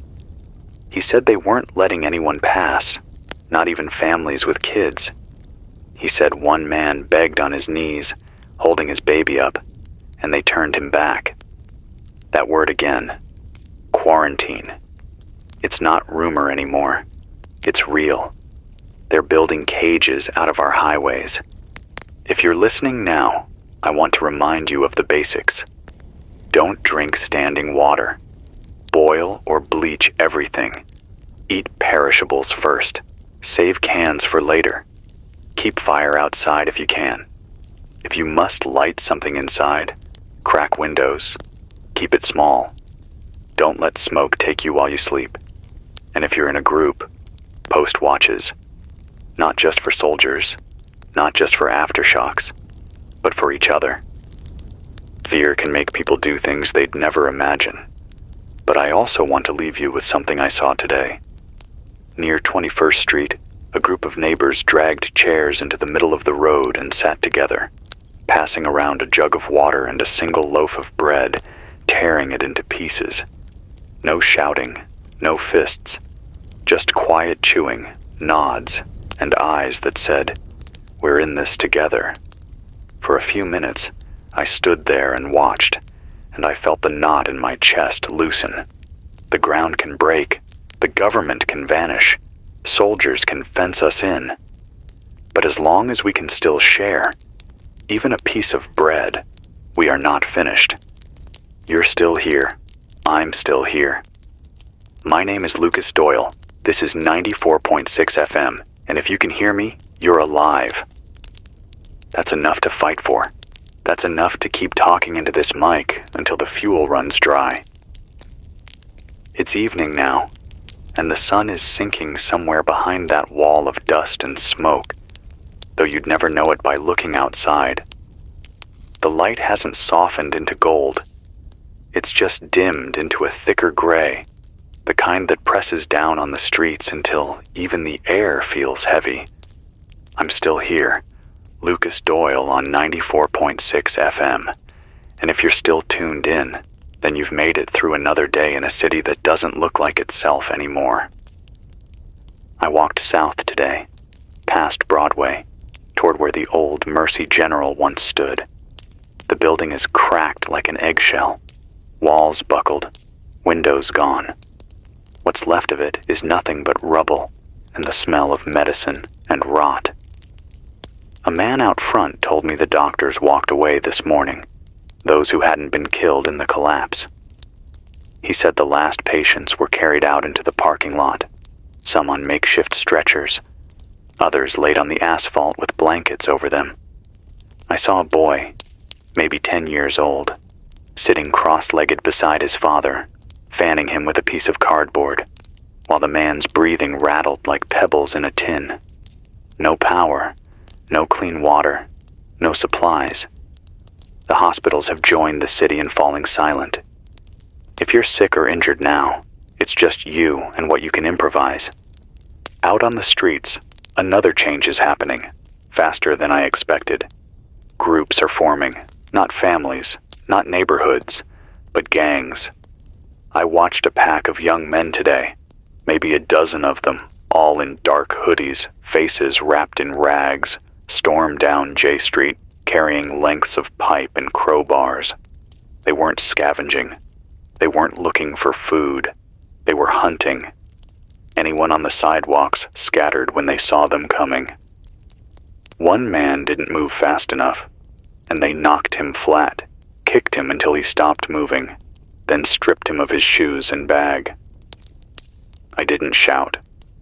I didn't try to stop it. I just ducked into a doorway and held my breath until they passed. That's what survival looks like now. Silence, shadows, staying unseen. I heard gunshots near the river around dusk. Not warning shots, real ones, tight bursts, automatic. Maybe soldiers, maybe gangs who've already gotten their hands on weapons. The sound rolled through the dust like thunder. No one on the streets flinched anymore. They just kept moving faster. That's how far gone we are already. Gunfire is background noise. But here's the worst part. It's not just the gangs we have to fear. It's hunger. It's water running out. I passed by Fremont Park again. The 3 groups I told you about yesterday, they're down to 2 now. One side broke and ran after a fight over canned beans, left 2 people bleeding. The stronger side took what was left. Families are scattering, carrying what little they can, trying to find safer ground. But there is no safe ground anymore. A woman named Teresa stopped me near 17th Street. She said her brother left early this morning to try and walk toward Roseville, thinking maybe the suburbs would have more supplies. She said he hasn't come back. She asked me what she should do. I didn't have an answer. I still don't. If you're listening, if your group is still together, hear this. Don't travel at night. Stay close to whatever shelter you found. Post a guard. Stay small. Stay quiet. If you move, do it in daylight, and only when you know where you're going. The streets aren't yours anymore. They belong to whoever's willing to take them by force. And me, I'm still here, clinging to this mic while the generator coughs downstairs. My eyelids feel like sandbags. My head feels hollow. But if I stop talking, then this silence becomes all there is. If you can still hear my voice, then there's still a thread connecting us through the dark, and maybe that's enough. Maybe that's the only thing we've got left. This is Lucas Doyle, 94.6 FM, still alive, still watching Sacramento fall. If you can hear me, don't give up. Not yet. Day 3. Morning. If you're hearing me, it means the generator downstairs coughed itself awake one more time, and I'm still breathing enough to sit here with the mic. This is Lucas Doyle on 94.6 FM, and outside my window, Sacramento is quieter than yesterday. Not because things are better. Quieter because fewer people are left to make noise. When the sun came up, what passes for sunrise now, just a dull light pushing against the haze, I saw streets that were emptier than they should be. Storefronts gutted, cars abandoned at angles across intersections, front doors swinging on broken hinges, and the faces, fewer every day. People are leaving, trying to get out of the city, and the ones who stay behind are either too weak to move or too sure they can carve out a corner for themselves. I heard a new rumor this morning, passed by a man who came banging on the station door before dawn. He said the military has set up camps outside the city, somewhere near Folsom and out past Elk Grove, handing out water and rations. Evacuation buses, he said. One already rolled through Oak Park yesterday, picked up anyone who would climb aboard, and drove east. I don't know if it's true. No one does. But you can feel how desperate people are for something to believe. The gangs aren't rumors, though. They're real. I saw them just after sunrise, standing at corners like they owned them, posted up with bats, pipes, even a few rifles. One group had spray-painted their mark across the brick of a pharmacy, then stood guard outside, daring anyone to try to enter. Territory is the word. They're carving the city into blocks, and every block costs something now. Your shoes, your bag, maybe even your life. I passed a family at 20th and H, a mother and her 2 kids sitting on the curb. She held out a bottle of water like it was treasure, told me it cost her wedding ring. That's the trade now. What you once thought priceless, handed over just to stay alive another day. But the hardest thing I saw? A line of people, at least 50 long, stretched down K Street, waiting at a bus that never showed. Someone had scrawled EVAC in chalk across the wall nearby. They waited in silence, clutching bags, blankets, their whole lives tied up in string. I walked past them hours later, and they were still waiting. If you're out there and you hear me, think twice before you trust talk of salvation. It might be true, it might be bait, it might just be a lie that helps you sleep through one more night. All I can tell you is this. The city is unraveling fast. Streets aren't safe, water is drying up, and what you carry is worth more than what you once had in a bank account. This is Lucas Doyle, 94.6 FM, and I'll keep talking as long as there's fuel in the tank and a signal left to send. Don't lose your grip. Don't stop watching. We're in this until the very end.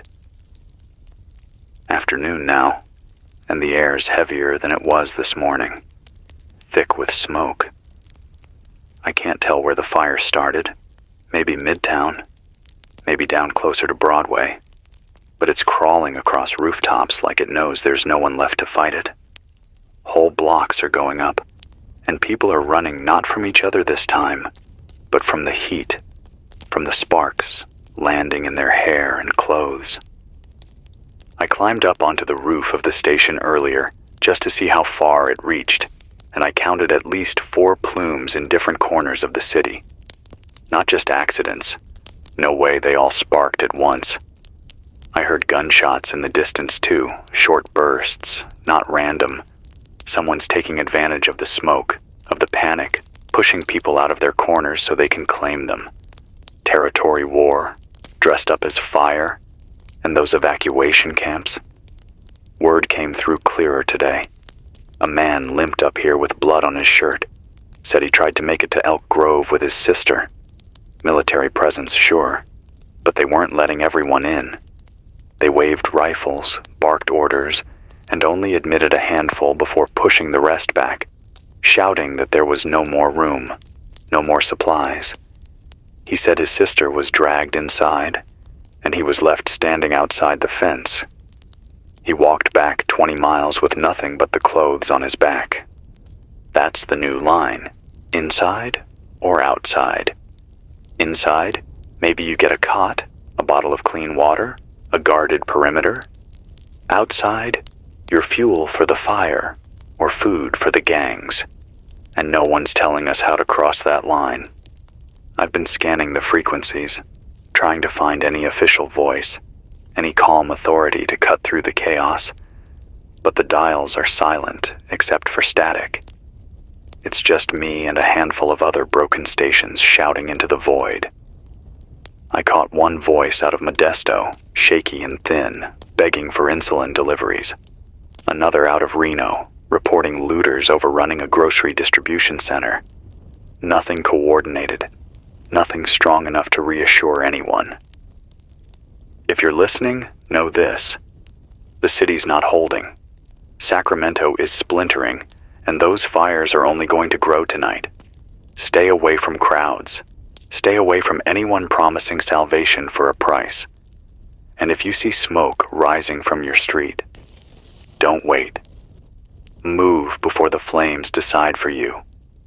This is Lucas Doyle, 94.6 FM. The station's shaking with the sound of sirens. Yes, they're still out there, but fewer now, more desperate. I'll stay on the air until the wires melt or the roof caves in. Until then, you're not alone. Not while I can keep talking. Night fell hard, and with it came the red glow that turned the horizon into something out of a nightmare. From the roof, the whole city looks like a coal bed. Streets glowing faint, rooftops catching like kindling, sparks leaping across blocks as if the wind itself is choosing where to burn next. You can feel the heat from here, carried on gusts that push through broken windows and crawl down stairwells. Inside the station, it's hotter than it should be. The fans cut out hours ago, and the backup generator is whining like it's ready to give up for good. I've been rationing the gas, but the flames out there could swallow the building long before the fuel runs dry. That leaves me with the question I've been dodging all day. Do I stay planted here, talking into a mic until the fire chews through the walls? Or do I pack what I can carry and try to outrun it in the dark? The streets below aren't quiet anymore. They're alive with shouts and footsteps, gangs using the smoke as cover to flush people from hiding. I heard a group pass by not 20 minutes ago. Boots scraping, bottles rattling, someone laughing as they kicked down a door. The scream that followed was quick, cut short, swallowed by the crackle of fire. And that's what waits outside this tower. But staying here isn't salvation either. The stairwell smells of smoke now, the kind that seeps into your skin and doesn't wash out. The roof tiles are hot under my shoes. The building is becoming a coffin, one broadcast away from silence. I've stacked my supplies into 2 piles, what stays and what goes. Water jugs, a shortwave set I can rig to a car battery, a pistol with half a clip, and the notebooks I've been keeping of every name, every voice that's called into this frequency. Those are the things I'll carry if I move. The rest, the food tins, the spare blankets, the books I'll never finish, will have to burn if I leave. This city doesn't feel like a city anymore. It feels like an island, cut off by walls of fire, no way in or out, except the narrow alleys the flames haven't touched yet. If you're listening from the edges, from the hills or the farmland, don't come here. Sacramento is no longer a place to save. It's a place to escape. If I go quiet tonight, if you tune in and all you hear is static, it means I finally had to make the choice. To run with the little I could carry. To trade the tower's walls for the blind dark of the streets. Maybe I'll find another place to set up, another frequency to call my own. Maybe not. But until that moment, I'll keep the mic hot, the signal live, the words flowing into the dark. This is Lucas Doyle, 94.6 FM, still here, still breathing, still trying to tell you the truth of a city that's burning from the inside out. The stairwell feels endless when you're descending it with a pack slamming against your shoulders, each step ringing like an alarm bell in the dark. The air is thick with smoke, gray, sour, clinging to the walls in curls, and the glow from the cracks in the concrete is brighter the lower you go. Every landing feels hotter, every turn tighter, until you know the fire isn't just outside anymore. It's inside, crawling the building like veins under skin. I pressed my ear to the steel door at the ground floor, and what I heard wasn't silence. It was chaos, muted but steady. Voices carrying sharp through the haze, the low rumble of a truck idling somewhere close, the high crack of glass shattering. People are out there, moving, hunting, just as desperate as I am, but maybe not for the same reasons. When I pushed the door open, the smoke rolled in like a tide. The street was half visible, lit by a burning van whose tires hissed and popped like gunshots. Shapes moved through the haze. 4, maybe 5 men, shadows carrying bats, crowbars, a length of pipe clanging against the pavement in a rhythm that was too casual, too rehearsed. They weren't running from the fire. They were circling it, pulling what they could from the buildings before the flames finished the job. I slipped into the alley, hugging the wall, each step careful, every sound too loud in my ears. The heat made the asphalt soft under my boots, the tar bubbling, sticking, slowing me down. Somewhere above me, another window blew out, raining sparks into the street, showering the shadows with an orange light that made them turn and look, heads swiveling, eyes catching, but not on me. Not yet. There's a rhythm to surviving nights like this. Breathe slow, keep low, move when they move, and when the fire gets too close, don't look back. The station was a coffin, and this city is the dirt being shoveled over it. But out here at least I have the illusion of choice. Out here, I can still lie to myself and say I might make it past the flames, past the gangs, past whatever waits in the next dark street. If you're listening, know this.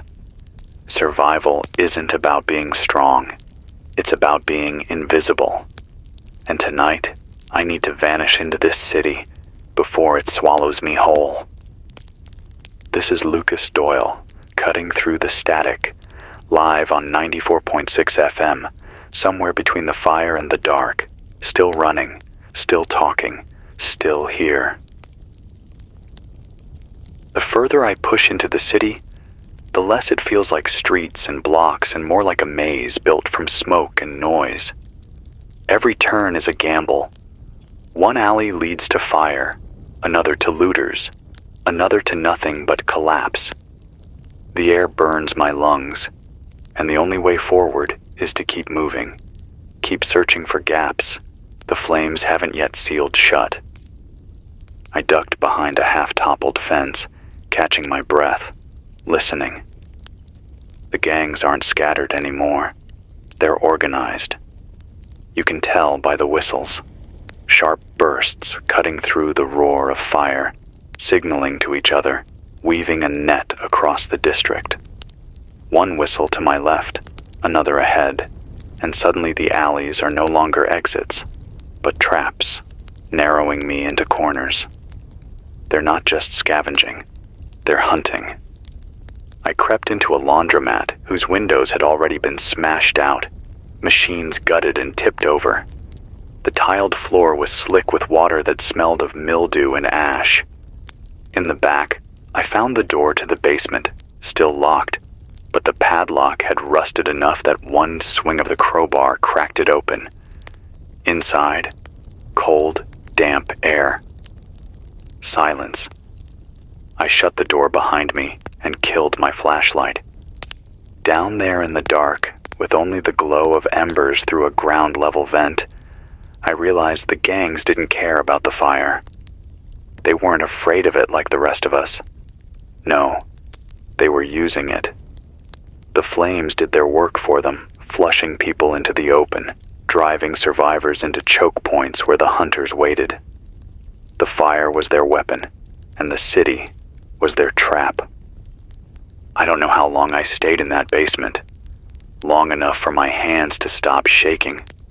Long enough to believe I wasn't about to be found. But survival isn't about comfort. Stay too long in one place, and you become part of the ruins.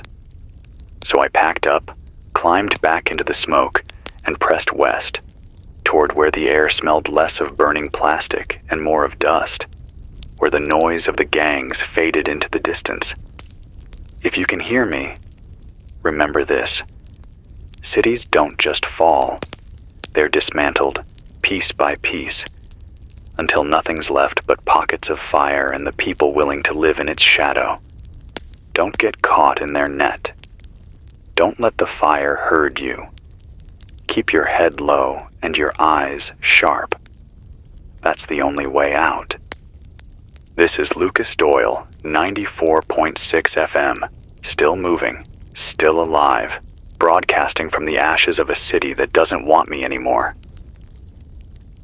Westward felt like the only choice left, though choice doesn't mean much when the fire and the hunters already drew the map. The streets grew wider, the buildings lower, and the silence heavier. Every block I crossed felt abandoned twice over, first by the people who fled, then by the fire that hadn't yet decided whether to claim it. Storefronts stood hollow, their windows blackened, signs hanging by one screw, swaying gently in the hot wind. I stopped at a pharmacy, its door already pried open. Inside, shelves had been stripped bare. Bandages gone, pills gone, even the cough syrup gone. But in the back, behind a half-collapsed counter, I found something overlooked. A single box of water purification tablets scattered across the floor like spilled dice. The gangs want guns, food, fuel. They don't think about water until it's too late. I pocketed them, knowing that luck like that doesn't come often. Further west, the sound changed. No fire crackling, no glass falling. Just voices, low, urgent. Dozens of them, carried by the wind. I crouched, slipped into a collapsed parking garage, and climbed up to a hole in the concrete wall that overlooked the street. That's when I saw them. Not gangs this time. Survivors. Maybe 30, maybe more, moving in a tight group with makeshift carts and children walking at the center. They weren't wandering aimlessly. They were headed somewhere with purpose, armed with pipes, boards, knives lashed to broom handles. But they walked like they had a destination. At their front, a man carried a road flare, the red glow painting their faces as if they were ghosts caught mid-step. I should have called out, should have revealed myself. But trust is extinct out here. For all I knew, they'd gut me for my pack, or worse, trade me to the gangs in exchange for safe passage. So I stayed hidden, watching, memorizing the streets they turned down. They were headed west, same as me. The rumor might be real then. A camp, a safe zone, something holding out on the edge of the city. Something strong enough to gather this many and move them like they still believed in tomorrow. If you're hearing this broadcast, hold on to that idea. Somewhere out here, there might still be a place that isn't burning. A place where people aren't just surviving, but protecting. A place the fire hasn't reached. This is Lucas Doyle, 94.6 FM, tracking ghosts through smoke and ruin. Maybe they're the last hope. Maybe they're just another trap. Time will tell. I chose distance. Hope can be bait, and I've seen enough traps in this city to know that sometimes the thing you want most is the one thing that gets you killed.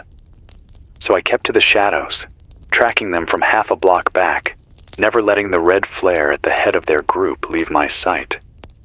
From alleys and rooftops, I watched them move like a single body, their formation tight, their pace steady. It wasn't chaos, it was order. They had scouts drifting to the edges, scanning the ruins, signaling with quick hand motions. That wasn't desperation. That was discipline, which meant either they were military survivors or civilians who'd learned the hard way that the only way to outlast gangs was to become something sharper, harder, more ruthless. Hours passed like that. West, always west.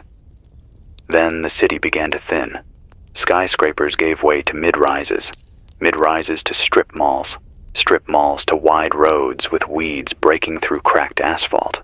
The fire's glow dimmed behind us, replaced by the pale outline of distant hills. And that's when I saw it. Barricades. Not random trash piled in a panic, but deliberate, layered barriers of cars and chain-link fencing wired together. Behind them, floodlights hummed faintly off generators. The group approached the barricade. Guards stepped out, faces masked, rifles slung across their shoulders. No shouting, no panic. Just a quick exchange of words. A flashlight beam passed over the survivors' faces, and then the gates opened. They were let inside. I crouched in the weeds at the roadside, heart pounding. This was real. An enclave, hidden here on the city's fringe, running on power, running on rules. And me, outside the fence, dirt in my teeth, ash in my lungs, wondering if I should step forward or vanish into the dark before they spotted me. Because here's the truth. Safety always costs something. Maybe they'll want obedience. Maybe they'll want labor. Maybe they'll want loyalty you can't afford to give. Or maybe, if you hesitate too long, they'll decide you're a threat and shoot before you can raise your hands. I stayed hidden, recording every detail, every sound, every flicker of the floodlights on barbed wire. This is Lucas Doyle, 94.6 FM. I've found what might be the last safe place in this city. But out here, safe is another word for expensive. I didn't approach. Not yet. Safety isn't real until you see the fine print, and I wasn't about to sign myself into a cage without knowing what kind of jailer held the keys. So I circled wide, keeping low in the weeds, moving parallel to the fence line. The barricade stretched farther than I expected. Not just a single gate, an entire perimeter carved out of the city's edge. Cars welded together, steel panels bolted into place, coils of razor wire strung like spider webs across the top. Whoever built this had time, tools, and a workforce. This wasn't a desperate wall of debris. It was engineered. From the shadows, I listened, heard muffled voices on radios, the grind of generators, the clang of metal striking metal somewhere inside. A hammer? Construction? They weren't just surviving, they were building, expanding. Then I spotted it, a service gate on the western flank. Smaller, less guarded, just two figures leaning on rifles while smoke drifted from their cigarettes. The gate opened once, briefly, to let out a flatbed truck. The vehicle was stacked with scrap metal and broken furniture, driven by a man with hollow eyes and a bandage wrapped around his throat. He didn't look like a worker leaving for the night. He looked like a prisoner being sent out to haul wreckage, expendable in the world beyond their walls.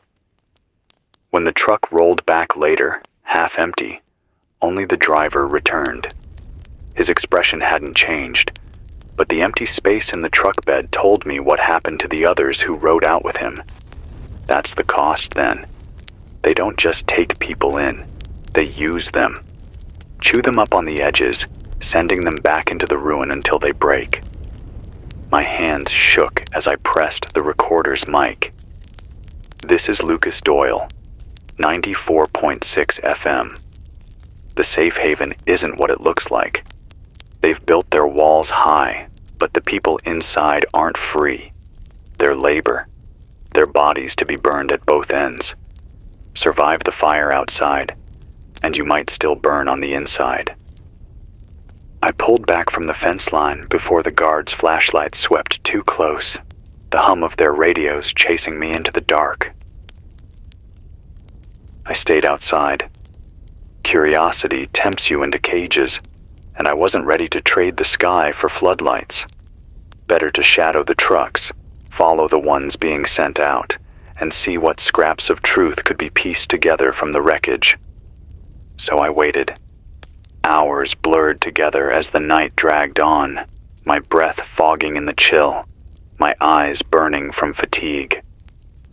Just before dawn, the service gate opened again. Another flatbed, this one loaded with rusted scaffolding, broken appliances, and a cluster of men and women chained at the wrists. Their faces were empty of expression, hollowed out by exhaustion. Guards clung to the rails with rifles, riding along like shepherds over cattle. I followed from the tree line, moving parallel as the truck rattled westward.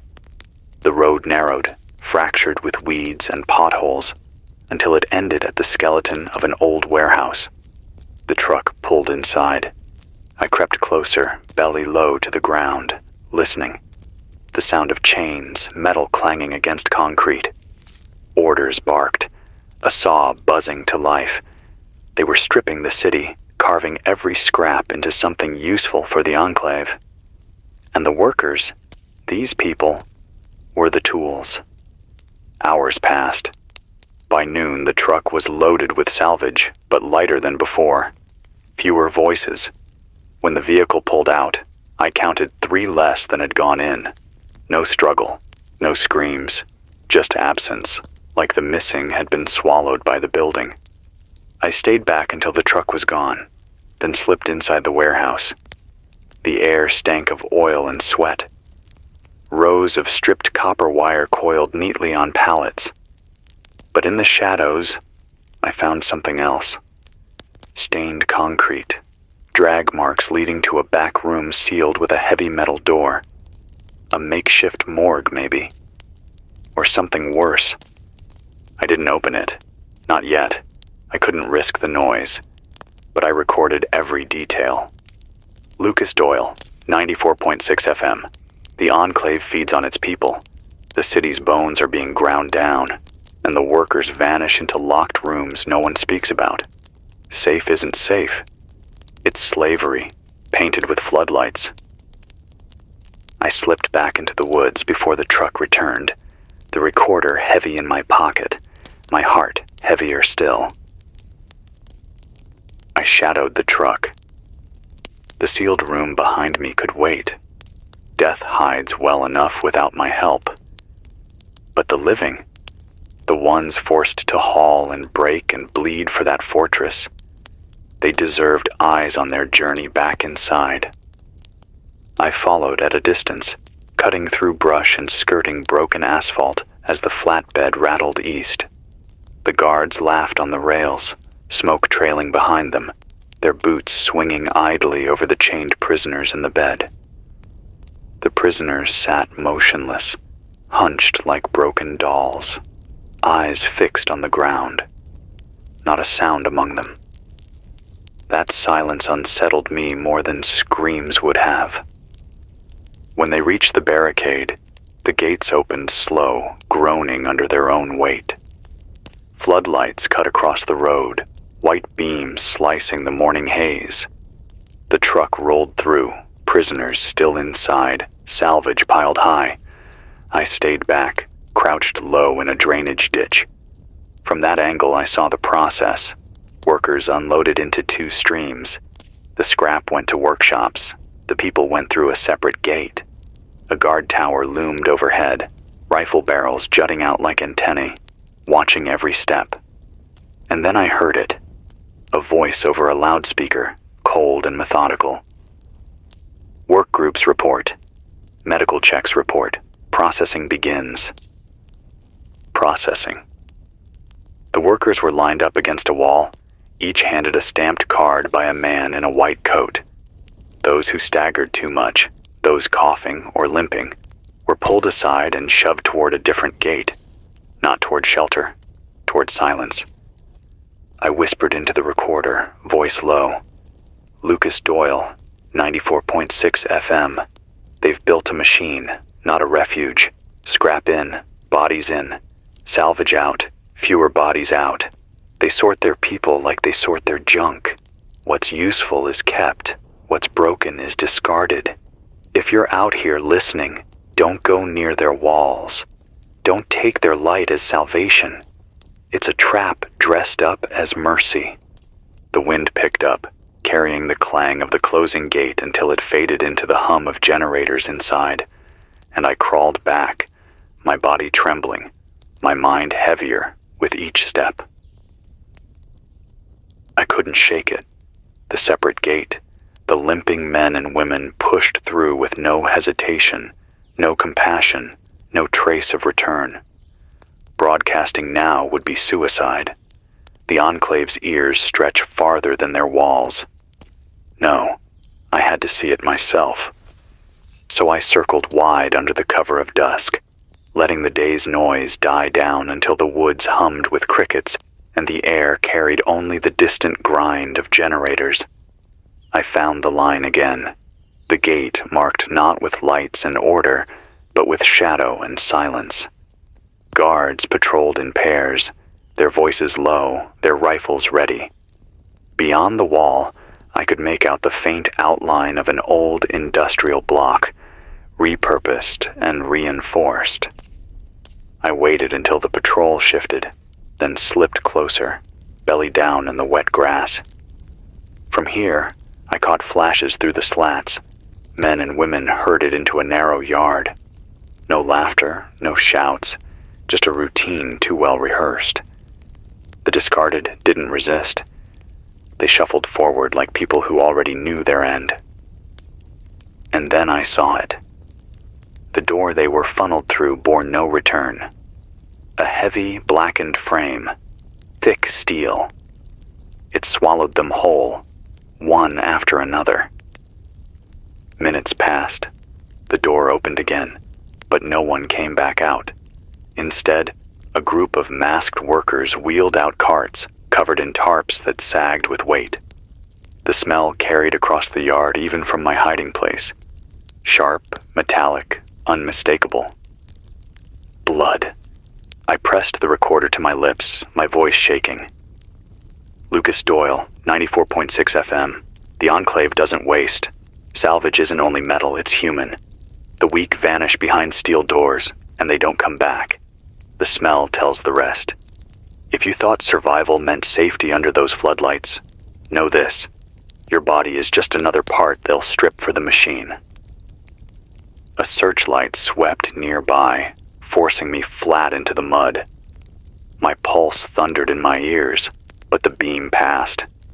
The night reclaimed me. I crawled back until the wall was nothing but a jagged silhouette against the stars. The truth sat heavy in my stomach. Now I had to choose. Expose what I'd seen, and risk them hunting me down, or keep silent and let others walk willingly into slaughter. The choice weighed on me like lead in the chest. Words alone might not be enough. Too many out here still believe in the myth of safety behind walls. Proof. That was what I needed. Something undeniable.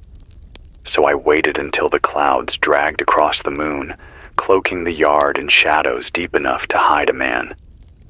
The patrol passed again, one guard yawning, the other tapping his rifle like he was keeping time with his own heartbeat. I slid from the ditch, moving slow, breath steady, each step placed where the ground promised silence. The black-framed door loomed closer. Rust streaked down its hinges, but fresh locks gleamed like teeth in the dark. I almost turned back, almost convinced myself the stink of blood was evidence enough. But then the door creaked open. A worker slipped out, mask dangling from his neck, muttering to himself as he lit a cigarette.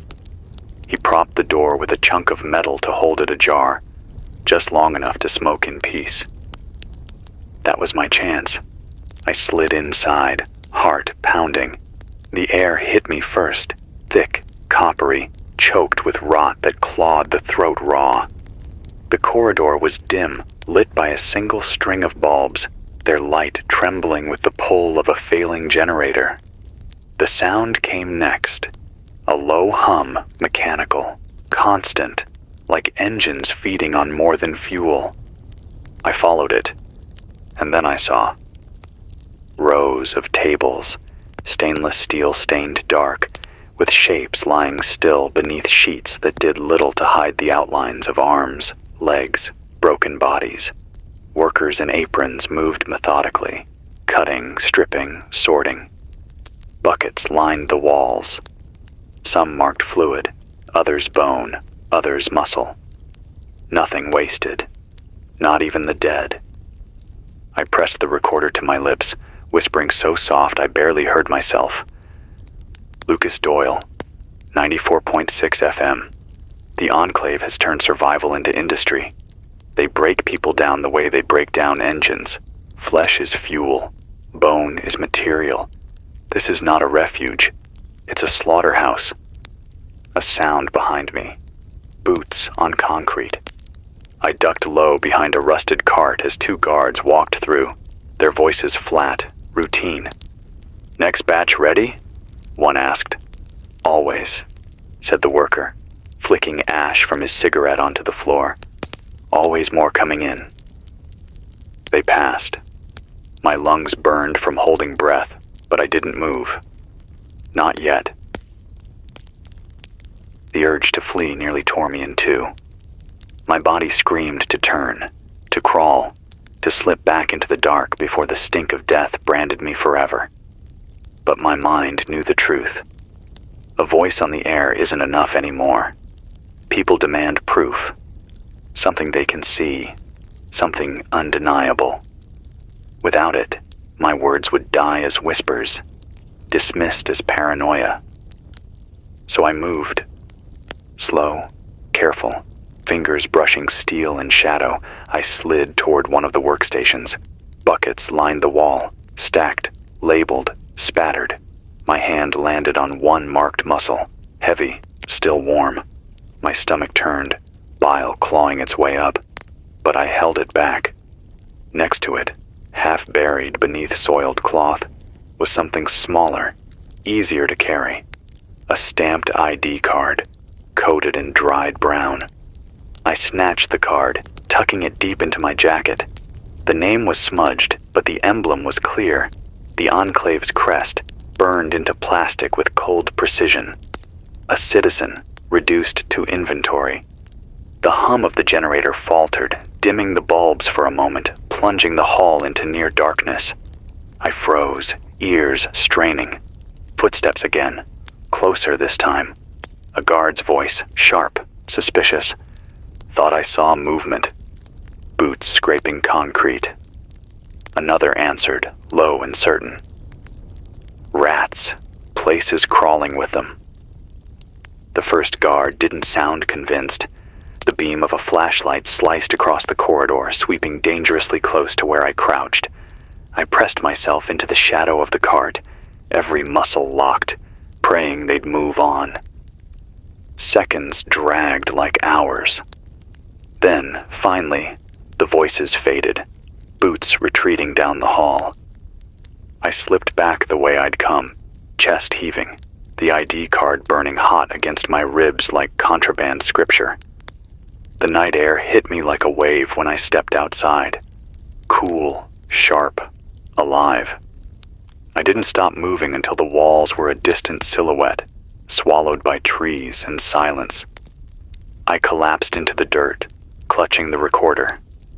My voice cracked, but it carried. This is Lucas Doyle, 94.6 FM. I have proof. Not rumor, not fear. Proof. The Enclave doesn't shelter the weak, it consumes them. I hold in my hand an ID card from a citizen who walked through their gate and never walked back. If you think the lights mean safety, remember this. Those lights run on blood. I shut it off, breath ragged. The words were out there now, burning like sparks on dry grass. If they reached the wrong ears, I was marked. But if they reached the right ones, maybe, just maybe, the truth could still matter. I couldn't hit transmit yet. Not like this. The ID card in my pocket was enough to damn me, but maybe not enough to damn them. If I flung the story out raw, without allies, without preparation, it would be crushed under the weight of the Enclave's propaganda before it even reached a single settlement. So I waited until dawn. The trees bled pale light as I moved south, away from their walls, away from the humming machines that never slept. My destination was a patchwork camp I knew of, a loose confederation of drifters and traders strung along the river, too stubborn to join the Enclave, too organized to vanish. It took most of the day to reach the outer ring. Makeshift shelters squatted against the water, smoke curling from barrel fires. I was challenged before I even stepped into sight. 2 scouts, rifles leveled, their faces painted with river mud. "Name," one demanded. "Doyle," I said, showing empty hands. "Lucas Doyle, radio." That gave them pause. They exchanged a glance. The other lowered his rifle slightly. "We've heard you." They brought me in under watch. The camp stirred as I passed, faces grim, hollowed by hunger, but lit faintly by something else. Recognition? Maybe. Hope? Maybe. In the heart of camp, I met Mara. She was older, lean as rope, her eyes sharp with suspicion. She listened while I told her what I'd seen, what I'd carried out. I showed her the ID card. Her hand trembled as she touched it, but her voice stayed steady. "My sister went through those gates 2 winters ago," she said. "They told us she was sick, said they'd take care of her. We never saw her again." The air between us was thick with grief and fury. I pressed the recorder into her palm. "I can broadcast," I said, "but alone, it'll die in static. If you want this truth to spread, it has to move with your caravans, with your traders, with your mouths. The Enclave can silence one voice. They can't silence hundreds." Mara nodded slowly. "You'll have it. But know this. Once the truth runs, they'll come hunting for you, for all of us." I looked around at the camp, at the faces hardened by years of hunger, fire, and loss. They weren't naive. They already lived hunted,